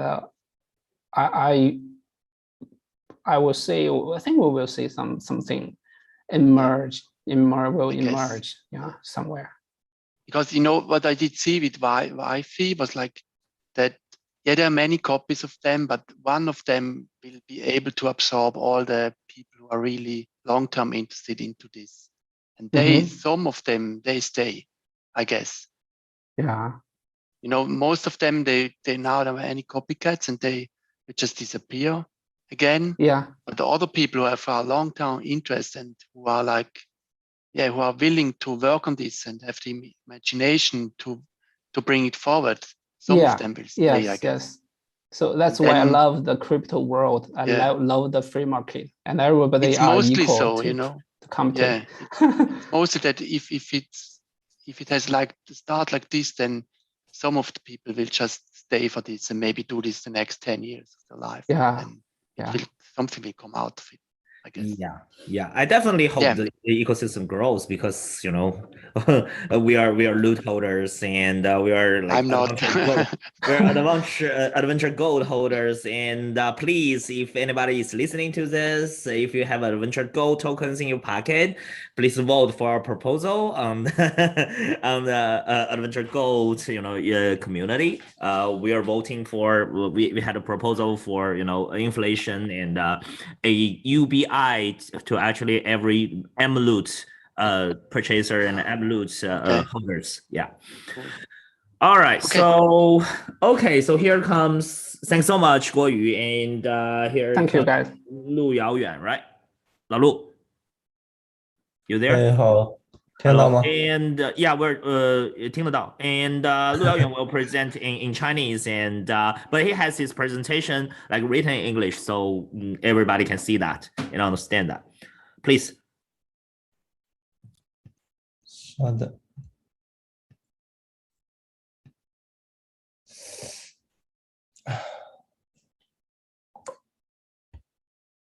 感冒了，老卢。稍等，我要重进一下，刚打开全屏。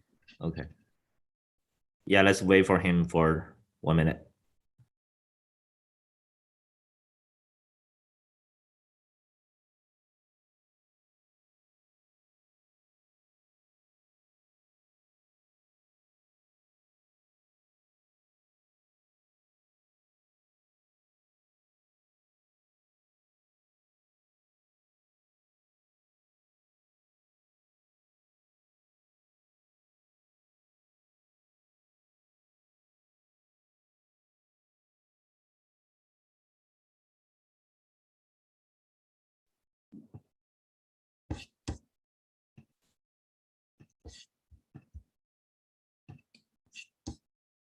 好了，大家听得到吗？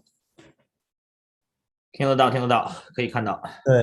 对，我介绍的项目是1等 Network。首先呢，就我先说一下大概可能都关注到的一个赛道吧。MEV 到底是什么呢？它其实已经存在于很多公链。其实现在利用的比较严重的可能是在以太坊。其实它已经蔓延到 BSC、波卡的一些EVM 公链，包括 Luna 还有 Polygon、NEXTYPE 都已经存在 MEV 这个现象。它其实就是一个矿工或者说验证节点，对这个出块的交易进行排序，然后去在里面提取一些价值，或者就比较明显的可能就是链上的机器人吧。然后具体一些解释啊，其实文章已经很多了，我就不深入的去解释 MEV 到底是什么，大家可以看 Paradigm 的这个文章。然后其实 MEV 也并不是都是坏的，并不是都像攻击就机器人攻击一样，它其实也有一些良性的 MEV，就是这些机器人在协议之间进行套利，能够让这些 DeFi 的用户在各个协议都能享受到差不多的价格。然后第二个是一些白帽子对黑客攻击的 MEV，其实也是一个良性的 MEV 吧。第二个是不良的 MEV，就是大家经常被利用到的，就是三明治攻击，还有一些机器人抢跑，就是 IUO，然后在 Uniswap 或者 Sushi 上，进行这个抢先交易，把池子里面的大量的筹码抢走，包括昨天的777的 NFT，实际上也是受这个影响吧。其实还有更恶劣的 MEV 被用来就是做区块重组，这样子攻击其实是非常损害这个以太坊的。对，然后第二个是 MEV 的发展其实是很早就已经出现了，就从14年就矿工做这样的一个攻击，然后到19年 Flash Boys 它出现了这个一对那个一定的讨论吧。然后20年的话就是 Flash Boys 他们或者说中间其实已经有很多小的组织已经是用 MEV 这个手段在链上进行套利了。当然2020年之前的这个 DeFi 可能没有那么就是蓬勃发展吧，就链上套利的事情其实很小，但是还是有利润的。但是Flashbots 之前有很多组织在做这个 MEV 的DAO，实际上已经不在了，就可能没有赶上这个 DeFi 大爆发的时候。然后到了2021年以后，就出现了很多 MEV 的一些衍生的项目，或者说是一些工具吧。然后我在这边补充了一些，就是可能很多人没有发掘的一些别的项目，大家可以去，就是去了解一下。然后今天主要是，解释这个 Eden Network。Eden Network 的目前它是占有，以太坊算力的52%吧。然后在这个会议开始之前，Eden Network 其实还没有公布它的投资机构，然后开会开到这中间，其实已经公布了他们的投资机构和投资人。简单介绍一下Eden它是怎么工作的吧。首先它Eden里面有3个角色，第一个是非常重要的，就是提供算力支持的矿池。矿池提供算力的话，它能够获得系统给的Eden的奖励。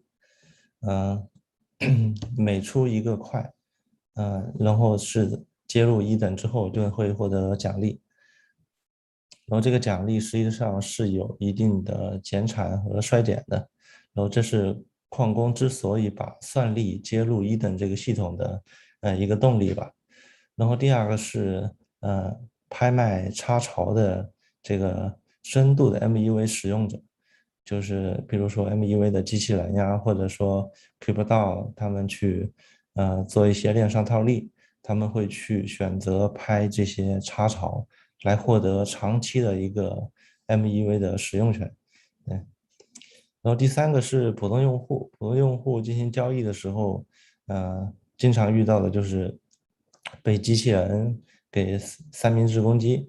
那这样的话，他就可以去质押100个一等，或者说更多一等，来减轻这个三明治攻击的这个情况。但实际上，一等就是一个能够一定程度上去解决 MEV 的一个协议吧。然后第二个的话是，其实一等它还有一些它没法去解决的问题，比如说像 NFT 抢购，并不是说你使用了一等就能够100%的抢到，实际上还是需要看你所支付的一个 gas 的情况比如说昨天的 NFT 777，就是大概1/7的 NFT 被同一个人抢走了，但实际上也是有一等出块的，对吧？这个就产生了社区的很大的一个不满吧。然后同时其实有一个问题就是所出的块里面的 gas 费实际上是超过一等的奖励的，这个其实就影响了一等在算力或者说矿池之间的一个联系吧。就是矿池它可以选择在就是 gas 费比较高的一个出块里面不使用一等，那这样子的话就是让正常的块是由一等提供奖励，就让自己的矿池算力最大化吧。简单来说就是，如果这是一个正常的块，那我用接入一等来出块，获得一等奖励，可能比用 Flashbots 给我的以太奖励还多，那我就用一等。如果出块奖励是远大于一等的奖励的话，那我就不使用一等，就正常出块。那这样的其实也是矿工的一个选择，但这样的就对一等的市场地位其实是有一个很大的影响的。当然 Flashbots 其实一直都提倡 MEV 的民主化，不发放代币，然后去提供原生的以太的一个奖励给矿池和使用这个 MEV 的人去支付嘛。然后其实包括这样的一个类似的协议是很多，能够达到一个抗 MEV 的效果。对，然后这大概是一等的它是怎么运作的一个情况吧。然后再介绍一下就是这个MEV 赛道它实际上头部就竞争的有2个协议，一个是 Flashbots， 还有一个是一等 Network。Flashbots 目前的一个估值实际上是1.5亿嘛。当时我第一次发现一等的话，当时它的流通市值大概在9800万刀，实际上是处于一个比较低估的状态吧，当时可能1点几刀，对吧？然后当时的算力情况大概在8月5号之前，Flashbots 可能还是占有全网算力的60%到70%，这个是非常惊人的。然后一等开始激励之前，实际上算力还没有这么多，可能是20%到88%吧。随着这些星火矿池啊、鱼池啊这些矿池的加入，现在的话，一等的价格和算力已经就是增长的很大了。当然不是说算力的增长能够为一等带来很大的价值，实际上就是 MEV 这个市场就能够提取很大的一个价值。大概这个参考 Flashbots 的数据，就是1年的话大概有7亿的这样的一个7亿刀的就是收益通过 MEV 被提取，所以这个赛道是利润非常大的，所以他们的头部协议应该是有匹配这个估值的能力的。然后个人关注这个 MEV 赛道或者说一等还是有几个点的吧。第一个是觉得 MEV 这个赛道，它确实是可行的，至少短期来说，它不会因为1559的升级，不会因为一些以太坊2.0的升级能够消除掉的，这个是短期没法解决的一个问题。可能潜在的一个竞争对手可能还是 LIDO， 就之后以太坊转为以太2.0的话，LDO 可能也是 MEV 赛道的一个选手吧。然后也是根据一些信息去对比 Flashbot 和伊等，然后认为伊等当时是被低估的，所以才比较关注伊等，然后又关注到伊等算力的一个成长吧，就觉得伊等是一个可以选择的一个项目。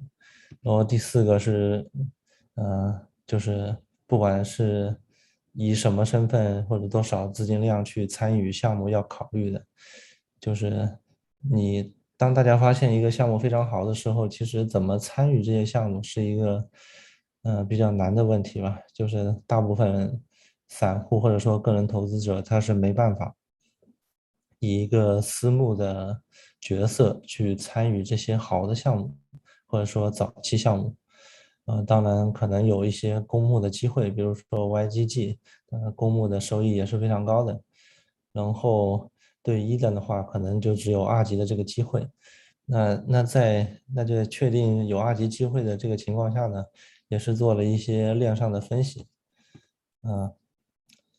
第一个是在一等这个换币，一等的前身是 ARCH， 对，然后做了一次换币。换币之后，它的筹码其实就非常清晰了。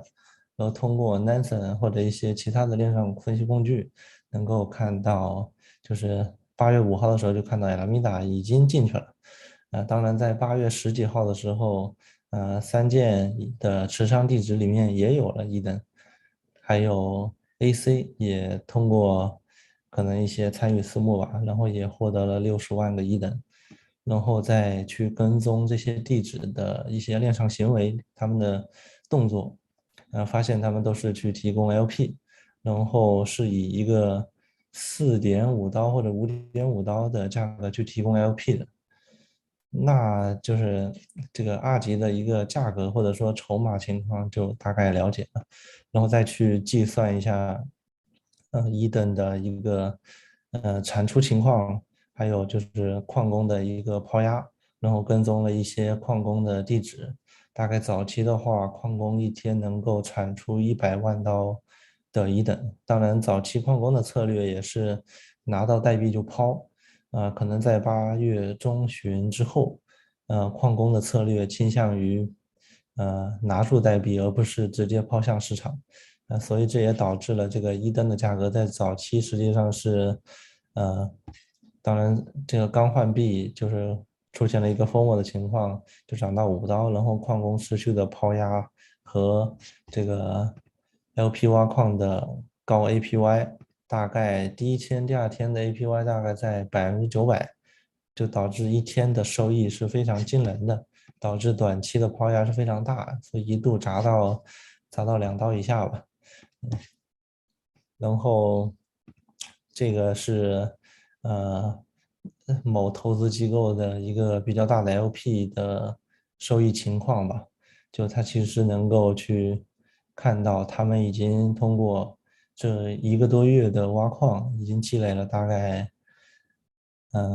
挺多的2000多万的一个一等奖励，当然它的提供 LP 也损失了一些一等吧，但总体来说它的 APY 是非常高的，总的收益也是非常高的。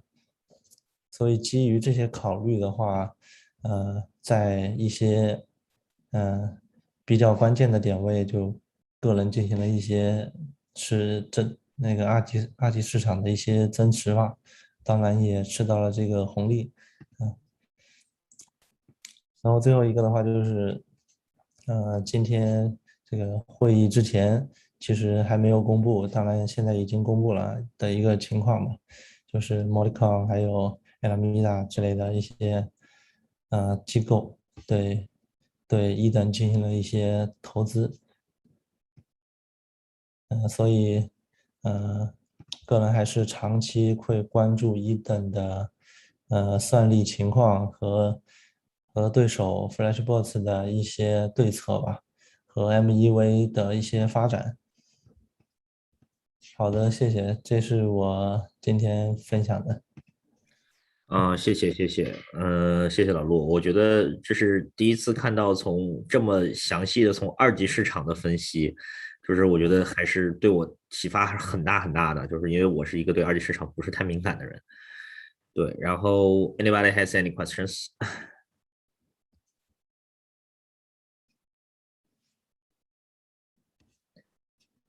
Okay, everybody's all right?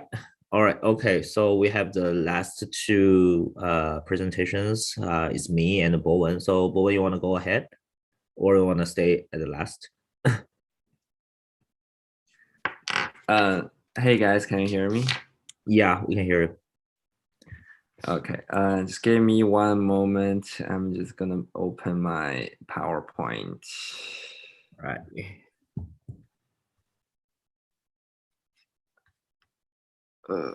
Where's my crypto? Let me see how to share my screen here. Great. Yeah, can everybody see the screen I'm sharing right now? Yeah, we could see the screen. Okay, great. Okay, just a really quick bio about myself. So my name is Bowen. So I went to high school and I went to high school in Colorado, college at NYU, math and econ major, and I was blockchain analyst at Fund, and I started the one of the very first Asian decentralized exchange and margin trading decentralized exchange DDEX back in the very beginning of 2017 in December. And right now I'm kind of running a venture studio called Smrti Lab with some of my DDEX team as well. So I'm just gonna kind of like introduce one of my friends' project. It's called Synfutures. So it's a permissionless listing derivative exchange on top of Arbitrum. And so kind of like the key features they have at the moment is that they only use Sushi as their oracle at the moment. So they can basically kind of like create corresponding derivative markets with any kind of trading pairs if Sushi has. And they can list it with permissionless listing within like 30 seconds as long as the ERC20 contract works. And they are also doing a kind of like synthetic AMM. So the LPs can only need to deposit one single token. Basically, they don't have to have a trading pair to kind of embrace the impermanent loss. The mechanism behind that is basically they use half of your LP tokens to kind of like hash in the opposite directions. And also their third point is basically kind of like a new feature, which is they're launching kind of first ever NFT derivatives to using NFT price floor as a oracle to kind of like bid against price up or down. And they are also kind of extensive background in terms of both TradeFi and DeFi space. Like their founder Rachel, it used to be a founding partner at Matrix Port, and Ijo was a good friend of mine. He used to work at Singapore Nomura. He was a FX trader, which is from a very traditional finance background, and he used to be started his own company called Do Network back in 2018. So right now they are kind of like deploy Synfutures on different networks. So like Polygon's BSC, Arbitrum at the moment. The kind of like the UI is pretty straightforward. It's just basically you have a balance, very much like a Bybit style. So you can see like the following screens is basically using the Sushi Oracle like a West USDC or Matic USDC, and kind of like as an Oracle to do the tradings. Or they are developing on perpetual at the moment as well, and so that's kind of like the things they're developing. So right now they are kind of beta testing on Arbitrum, and the point I really like is basically they kind of like avoid something that Uni has at the moment. So they kind of like support the single digital currency for LP, and they have a permissionless listing. And they're also backed by kind of like exchange and market makers like Wintermute and WooTrade. So they have efficient liquidity, and also they can mirror the order book from Bybit as well. So that's pretty much a very quick introduction pitch I have, since everyone has been talking about all the established ones. So I'm just telling people something new at the moment. Right, thanks so much. And actually, I have a question. So right now, I think the derivatives exchange platform are not in mainstream yet. So what do you think is a problem or the barrier that hinders everybody, like the traders, entering the decentralized derivatives exchanges? Why they're still playing on those evil centralized exchanges right now, and why this one is not booming like, you know, the DEX is like SushiSwap or Uniswap? Yeah. Yeah. So well, I was just having dinner with co-founder of Bybit this today, and so right now, like the main difficulties at the moment is basically kind of like it's very hard to it's first thing first. Let's talk about like DYDX, since it's just starting their governance token minting at the moment.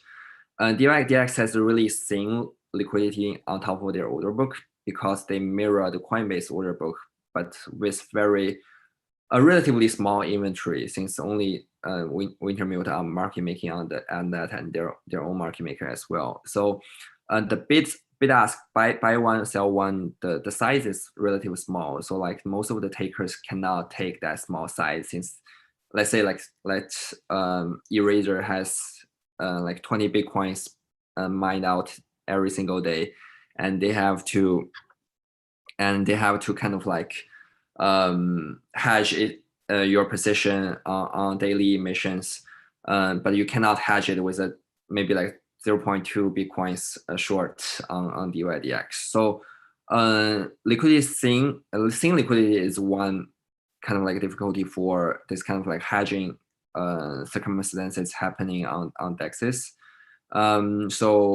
So that's one thing. And the second thing is that I have been talking to the co-founders of Synfutures about this kind of money Lego composition, that if I can hedge my Uniswap impermanent loss on top of Synfutures, and if they have like a one button kind of like deposit to help me to hedge the position impermanent loss, that would be great. So they have been working on this kind of like this kind of one click impermanent loss hedging strategies on top of Synfuture at the moment.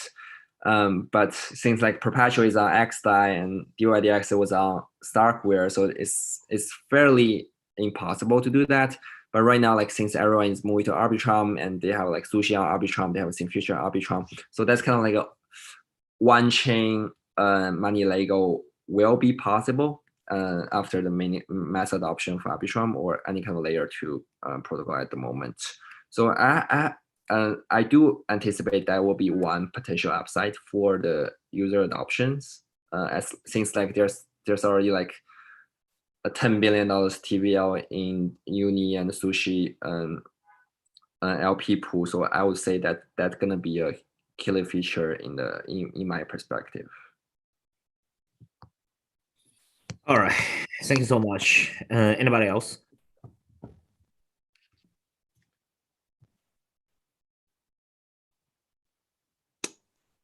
Hey, Bowen, this is Ruby. Hi, Ruby. Yeah, do you want to share your view on like how Synfutures compared to other like competitors apart from DYDX, like Perp, or what else is already launched so market? Yeah.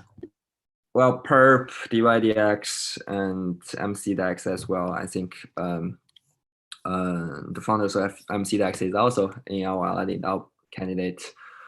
Kind of like I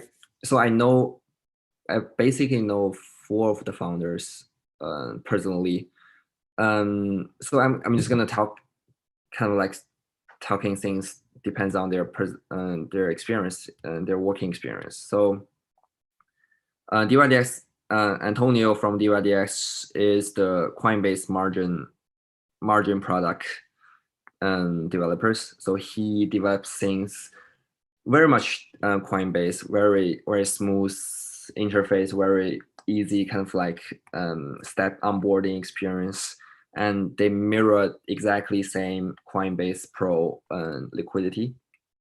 So that's their edge. Perpetual is developing things mainly from a engineer background, so they only use things that they are available, like NEXTYPE at that moment in the beginning of 2021. And since they cannot provide liquidity by introduce market maker with enough taker incentive, so they do a synthetic AMM, which is they don't require external liquidity. And also leave enough kind of like cash on the table for arbitrageurs to take, to create a volume and take kind of like cash from Perp and let's say BMax or Bybit. And Synfuture, so the co-founder of Synfuture used to be a FX trader from Nomura. So he developed the product more from a traditional finance background, that he is always thinking about hedging circumstances, since there's not going to be a lot of users for derivatives, both on chain and off chain. Let's say even Bybit is the third largest exchange on the planet, but their traders are quite relatively few compared to FTX, and also compared to Binance as well. So Synfuture's design philosophy is mainly for this kind of like whales to hedge their position on chain, and they really do care about like cost efficiency. And if there's gonna be like a massive gas fee for withdraw and deposit, and also like on-chain transaction, most likely they won't come.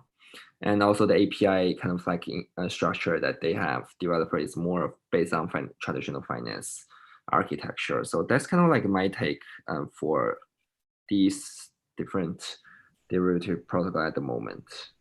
Thank you. I do agree with you that there's not much like a retail users for derivatives right now, even both on chain and off chain. So I was actually talking with like Liu Jie and Rachel, I think a week ago, that in what way, because it's not like a swap that we can listing some long tail assets to attract the users coming out for fortune. So I was trying to figure out that apart from arbitrage, like what bring like actual users coming here, and can I have a follow-up question regarding that? You're talking about like Synfutures help those big whales to hedge their positions. So are you referring that they were going to list some like long tail like perps to help those whales to hedge some of the like asset unlocking in the locking period or something? Yeah, let's say like Bybit DAO tokens is also within 90 days, but the TVL is about $100 million, and right now you can only trade on Gate and several small exchanges. And if you want to hedge that position, you can do it with the Sushi Miso IDO platform, and also their pool as well. So many of the tokens right now are mainly traded on DEXs, like the Loot derivative token AGLD, BitDAO, this kind of like IDO tokens, and Doge, the dog token, the Doge fractionalized FT token. So I see. I will anticipate that there's going to be many of the kind of like hedging necessity on Sushi or Uni position in the future. So, but right now, like let's face the truth that Perp may only have like 100 address trading on a daily basis. DYDX maybe have a little bit more, but 500 address. Well, if like there's some people have like 5 address, there's just gonna be maybe 100 daily active users, but they contribute millions or hundreds of million volume. So So I would anticipate this kind of product is just mainly for whales at the moment. Okay, thank you. Yeah. Okay, so I'm going. Yeah, thanks so much. I think I'm the only one left here. Haven't done a presentation. So before I go on, anybody else with any comments on Bowen's presentation? I just haven't seen Bowen for a long time, so Hello, finally Sharlyn. Long time no see. See him on live streaming, so that's good. Yeah, just want to add on some comments for the meeting overall today. I think this is brilliant, right? We really have the best crew from China today. And personally, I'm really impressed. And I think, you know, we have got some comments on AladdinDAO community. Some people say, you know, that the feature for AladdinDAO, right, this is a truly global community where the East meet the West, because we do have, you know, a number of people from China and also from US and Europe as well. And some people say it's a bug, right? Because it's just make it harder, you know, for people to connect and communicate across cultures and languages. And I think, you know, from, you know, the meeting we have today, and I think it's a feature for sure, right? And so we do see people that coming from, you know, diverse background and can bring all different expertise and perspective to the table and to fulfill the purpose of the DAO. So I'm just feel super excited and proud to work with everybody here. Thanks, Sharlyn. Thank you so much. And yeah, I'm proud too, but I'm a little bit nervous because I'm the last one who's gonna do the presentation. So yeah, let me open my screen here. Sorry, 1 minute. Could you guys see the screen right now? Yes. Okay. So today I'm gonna present a project that is I would say a stable coin that is based on you know, algorithm. So algorithm stable coins, when people are talking about this, and you know different feelings rise from the bottom of their heart, because a lot of people actually lost a great bunch of assets during the, you know, the hype of algorithm stable coins. And I'm a victim too. I actually mined a lot on like Basis and some other, you know, copycats too. And so I lost the face a little bit during that hype, after the hype. But most recently, I just find this protocol called TITI. And I think it's a great one with a lot of, you know, innovations there. And a disclaimer is that we are going to invest in this protocol. I'm not sure yet about the, you know, percentage or the check sizes, but we're very, very interested in this. Okay, so TT protocol is actually a multi-asset reserve stablecoin based on one of their new invention called Monopoly AMM. So yeah, I'll skip this solutions to existing problems, because right now, like all the, I'll go very quick on this. So stable coins, they have like centralized, decentralized, a lot of problems like over collateralization. Stable coins like DAI and some others, they have like low capital utilization. And if it's reserve backed, they have poor usage, they have low stable efficiency. And right now here it comes to the new TT protocol. Yeah. Okay. So the existing problem, yeah, I already talked about the existing problem. I'll skip this. Okay. So yeah, let me introduce this Monopoly automated market maker. So I would say the first time when I see this, I'm a little bit surprised, because that is not the common AMMs we see in the market. So the AMM actually, you know, consists of two parts: the original tokens and the trading pairs, right? The counterparty of that trading pair. And here in this Monopoly automated market maker algorithm, one of the trading pairs that is called the TIUSD, which is the algorithm stablecoin, is actually printed out exclusively by the protocol. So which means that there's no other outsiders or other liquidity providers who provide a double paired trading pair about both sides of the tokens into that liquidity pool. So actually, it's the protocol itself minting or printing those, I would say, fake US dollars.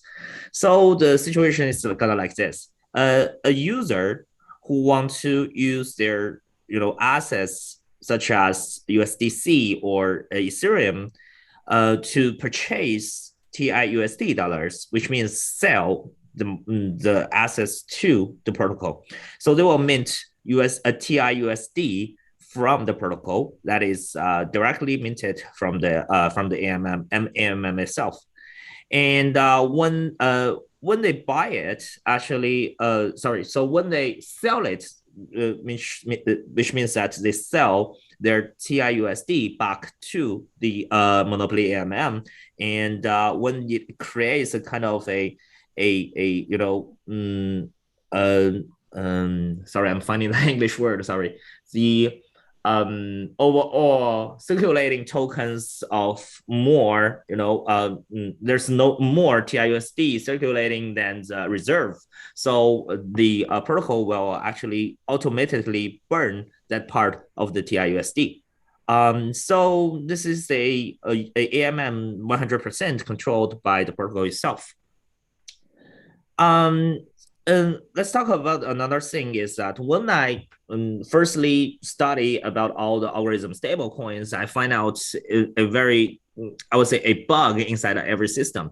That is, if you are a country, let's say if you are a government, you want to print money, that money will based on some of the revenue streams or some of the, economy this country has. For example, you have taxes, you have like export import businesses with other countries, but right now for every decentralized algorithm stablecoin before TITI, you haven't seen any of the protocol revenue that could be the cash flow who actually back up the money they printed in. But right now here we have a ever going up kind of a revenue inside the monopoly AMM, that is the spread, or I would say the spread inside the AMM. Let's say if a user who want to buy some TIUSD from the AMM, let's say if he spends $1,000, because of the spread, because of the fluctuation, actually he only gets TIUSD less than 1,000 USDs. And if he sells the TIUSD back to the protocol, actually he'll get less USDTs actually, or USDCs from the protocol. So which means that all those revenues who can earn like from the protocol itself, the protocol revenue itself will accumulate and becomes the one thing called, sorry, I'm finding that, that's the reorder part. Sorry about it. So the reorder part means what I explained before is that if you buy from the AMM will print TIUSD for you. And if you sell to it, it will automatically burn the TIUSD from the market. And here we actually explain about the protocol reserve value or the protocol and the protocol added value. I just said that there's a revenue stream. Always the revenue stream will happen from the MMM protocol itself. Is if people constantly sells and buy from the AMM, it will create the the spread, and also the spread will actually wins accumulated for the protocol revenue. So here we identify two different terms. One is called PRV and the other one is called PAV. So PRV will be the reserve value, which means that all the USDTs or USDCs or Ethereums who actually got the protocol got from selling the printed or minted TIUSD will stays in the protocol and become the reserve of all the TIUSD tokens. And the added value is actually the protocol added value is the revenue stream actually just described, is because of it can be regarded as a tax for the protocol to adjust the TIUSD circulation, and it's because of the user's transaction slippage, and those PAVs will be used in three different directions. Number one is to distribute it to the market maker, and the other is rainy day fund, and the third one is called protocol fee, and I'll explain protocol fees later. So about the market maker fund actually. So in a traditional market maker, for example, in a Uniswap or SushiSwap LP, you have to have both sides of the tokens and deposit it into AMM, and you will face a impermanent loss because of price going up and down. But right now here for the market maker fund, in the TITI protocol, you only need to deposit a single side asset, which is maybe USDC or Ethereum, and the protocol will print the other side, which is TIUSD, for you as the Oracle price, and help you to lock it down into the LP pool. And because of it's 100% reserve, like collateral reserved by the backed by the TIUSD, and the price slippage will be little during all the transactions. And so which means that the LP here who actually give out the market maker fund, give the one single-sided the tokens, will face not so much, let's say, impermanent loss or even zero impermanent loss in the future. So it will be a kind of a let's say single asset yield farming. So you can only deposit one single asset and then enjoy the PAV I described here. So it's a single-sided accumulated, tax, received from the whole protocol. Okay, and there's another very interesting idea they talked about, is based on like the incentive system actually composing of two parts. The first part is actually the governance token itself. Okay, the TT tokens. So people who actually participate in the usage of TIUSD, let's say mint it or burn it, which means that sell it, buy it from the AMM or sell it back to the AMM, will actually got to mine the TT tokens, the governance token, and also the MMF participant, which is the single-sided, liquidity provider, only provide one token, could enjoy the incentive of TT tokens too. And another one is actually everybody's doing this. This is the second pool, right? So actually incentive for TT with TIUSD Uniswap on Uniswap LP on Uniswap too. So another very interesting part they learned from the play to earn model is the use to earn model. So actually they learned a lot from Axie Infinity about the play to earn model, because I think they're the first protocol or first project who has an incentive for all the users who can use TIUSD as a stable coin outside their own ecosystem. So let's say if you use TIUSD to trade, to buy, and for example, to become LP on other protocols, let's say Uniswap, or you want to buy some develop your own protocol using TIUSD as a basic asset, you will earn the PAV I mentioned before. Here is the PAV here I mentioned before. Part of it will use as a protocol fee. So this protocol fee will be distributed to all the use to earn model participants. So people who trade it, who use it, who maybe they gonna trade it outside their ecosystem to buy some, let's say, NFTs or some others, or even to transfer their tokens to different, let's say, new addresses.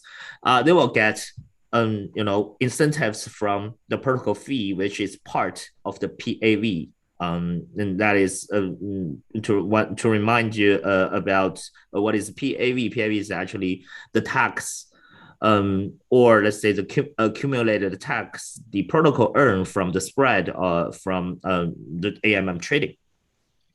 Yeah, and they already did a stress testing. They want to ensure that the TIUSD could be restored to a peg price in very extreme, adverse market conditions. So they did a stress testing, which actually performs very well.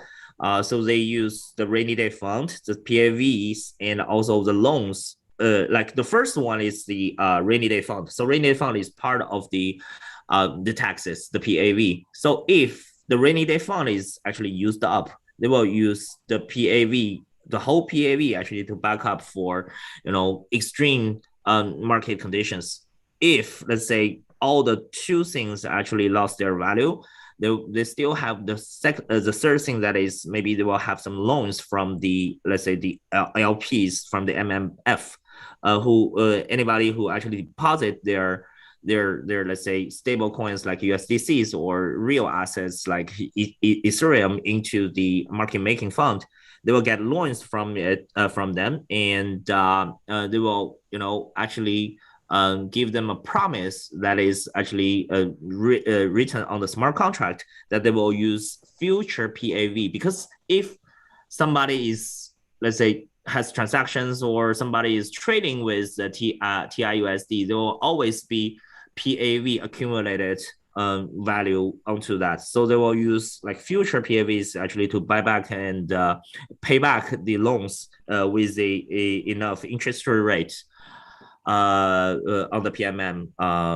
value. So yeah, so today is only just a very simple, introduction of this model. I think it's very interesting because first is I think it's the only protocol I see on the stablecoin market has a tax that collected from trading of that AMM, and it's not in the way of trading fees or other like transaction fees. It's because of the spread or the slippage the user has.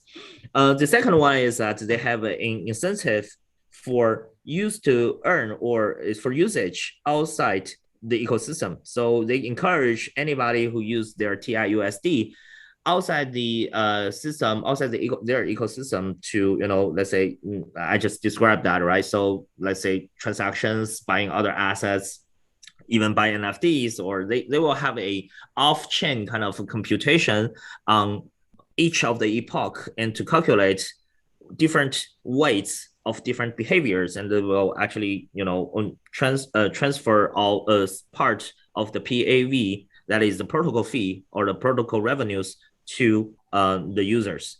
And the third one is that I think is 100% collateral, and people don't need actually to worry about their TIUSD is unpacked, because they always can buy back and burn all the existing TIUSDs in the market, because it's all printed because it's all printed from a single monopoly AMM. There's nobody else actually is distributing the TIUSD. The fourth one is actually gives a very good opportunity for people who have, let's say, USDCs, stable coins, or other, let's say, Ethereum, to have a one-sided single token yield farming chance for them to stake their tokens, and it's risk-free. So I would say maybe after we evaluate all the codes, and after they finish their auditing, I think it's a great chance for us, for AladdinDAO to actually mint or mine their tokens without any risks. It's just by depositing some of our stable coins or some of our existing one single-sided assets. It's another thing is that actually it's a Chinese team. I would say a lot of people actually, no matter from China or from the West, actually have a hesitation on if the Chinese team can do a let's say very basic assets, very fundamental assets like algorithm stable coins. but I have my faith in the team, and I think they are brilliant mind. They have brilliant mind, and they are very, very, I would say, strict to themselves, and they already been testing this idea for more than half a year, and they're still not releasing their product yet because they want to become perfect before releasing the product. And maybe as SevenX will help them to do some of the, let's say, fundraising and also the strategy and marketing side to let more people know that the Chinese team also has brilliant, China also has a brilliant team to actually build something very fundamental and a very infrastructure level who can win some, respect from all the DeFi users all over the world. Yeah. I think that's my presentation today. Thanks.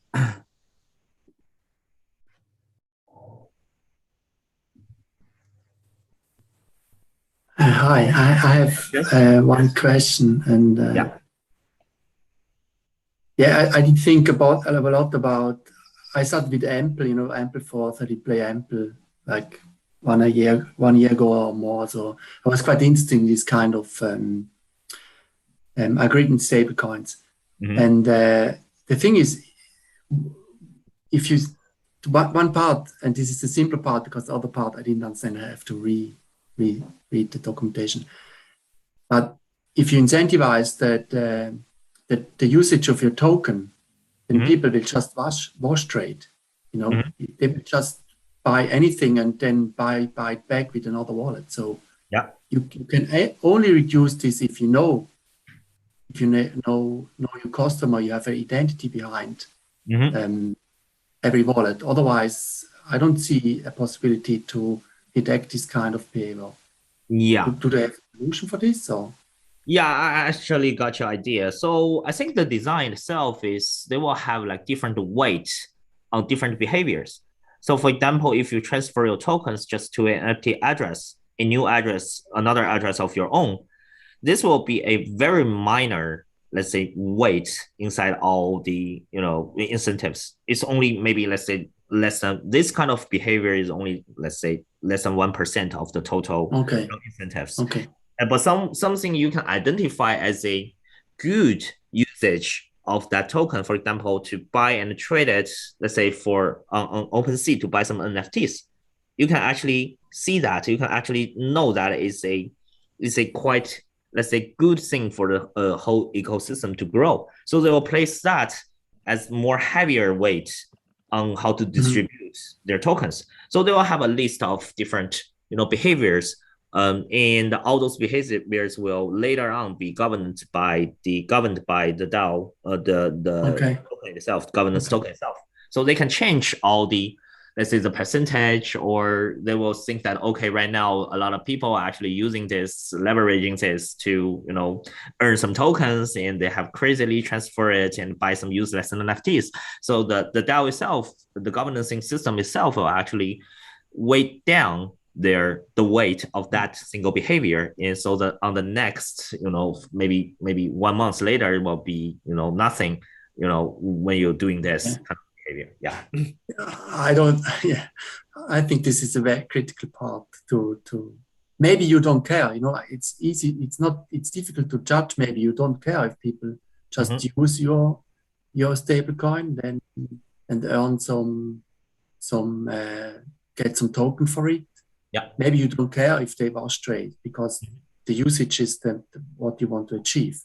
But the other thing is, if you stop the incentivize this, then people will just stop using it. So you see it's just fake usage. I think it's not easy to solve. Okay, understood. And another thing that actually I want to add is that for some other protocols actually using their own token, their own governance token to incentivize people to use their, stable coins, I think that's a big disaster because they will actually create dumping power in the market, right? And also because the governance token itself is not unlimited, right? It always has a cap. So right now they're not using their own governance token for the incentives. They're using the protocol fees or the protocol revenues. So it's an everlasting revenue. Okay. People is using it. Yeah. Yeah. So we will not That's nice. create a Yeah, dumping yeah. power in the market. Yeah. It's not. Yeah, the incentive itself is not in the form of their own governance token, but in the form of TITI or USDC or some other, assets. Okay. Yeah. Anybody else? What's their target platform? Do they do it on mainnet or? They're on testnet right now. They haven't released their mainnet because they are kind of a very serious team. So they want everything to get ready. It sounds very complex. Yeah. But one great news that they already collaborated with the Alpha team, the Alpha Finance team. So Alpha Finance will use their own, let's say, their impact on the DeFi community actually to help them out. And that will be maybe their seed investor that help them to, better construct their whole idea. Yeah, I know it's a very complex idea, but I would say that there's enough smart people in the DeFi place. So if they release their product, there will be a lot of people actually are interested into this. Yeah. But the target is Ethereum mainnet. Yeah, it's on Ethereum mainnet. It's on Ethereum mainnet. Okay. Yeah. Okay. It sounds expensive. I didn't get it how it really works. I have to. Yeah. It's on Ethereum mainnet. But it sounds complex, and then it's sometimes but I think everybody will eventually move to a layer 2 solution. So they're looking for yeah, of course. Yeah. No, I just what I did see that I maybe also of a product perspective, if you use a faster chain, and I think the presentation of the chess, how is it called? Tranchess, yeah. Yeah, Tranchess shows it's very nice that you start on a faster, cheaper chain, and then you test your product there. You get a lot of usage because everyone can then play around, and then you move to mainnet in the next step. Yeah, if your protocol allows this, if you need a lot of capital, then maybe it's not so, because the main capital is on mainnet. Cool. That's a great question. All right, I think we finished here. Thanks for everybody joining us. So Martin and Sharlyn, you want to say something, and maybe please? Yeah, it has been a nice call. Yeah, I liked it very much. It's a good. I think I'm happy that my idea had played out. I didn't know maybe it's just a seed idea, but I think it's much, for me, it's much easier to understand who are the people behind these names, and I think you did a very good job to hosting this. Thanks. Yeah, it's cool. Thank you. And from my perspective, I'm just, as I said, I'm super impressed with everybody, and I think everybody is overqualified, to be member for AladdinDAO. So it's very hard to make a voting decision. And I think just one housekeeping item. So it'll be great if Eraser, you can collect all the PowerPoint from all the presentations and just post it, on the forum. So just for everybody's reference. All right, I'll do that later. Yeah. Yeah, I did today. Maybe you didn't see in the forum post on the original one who started this. I did like a forum. I made an entry with all the. You can just copy this, so make it simple. Okay. All right, that's cool. I'll do it later on. Yeah. Yeah. I did it today. I think it's easy that people can see it again if they're interested. All right. Okay. Thanks so much for all the participants, and it's a wonderful evening. I think we all gotta relax, and it's a wonderful discussion. Thanks all. Yeah. Thank you, everybody. Thank you. Hi. Thank you. Thank you. Bye. Thank you. Bye. Yeah. Bye. Bye. Thank you.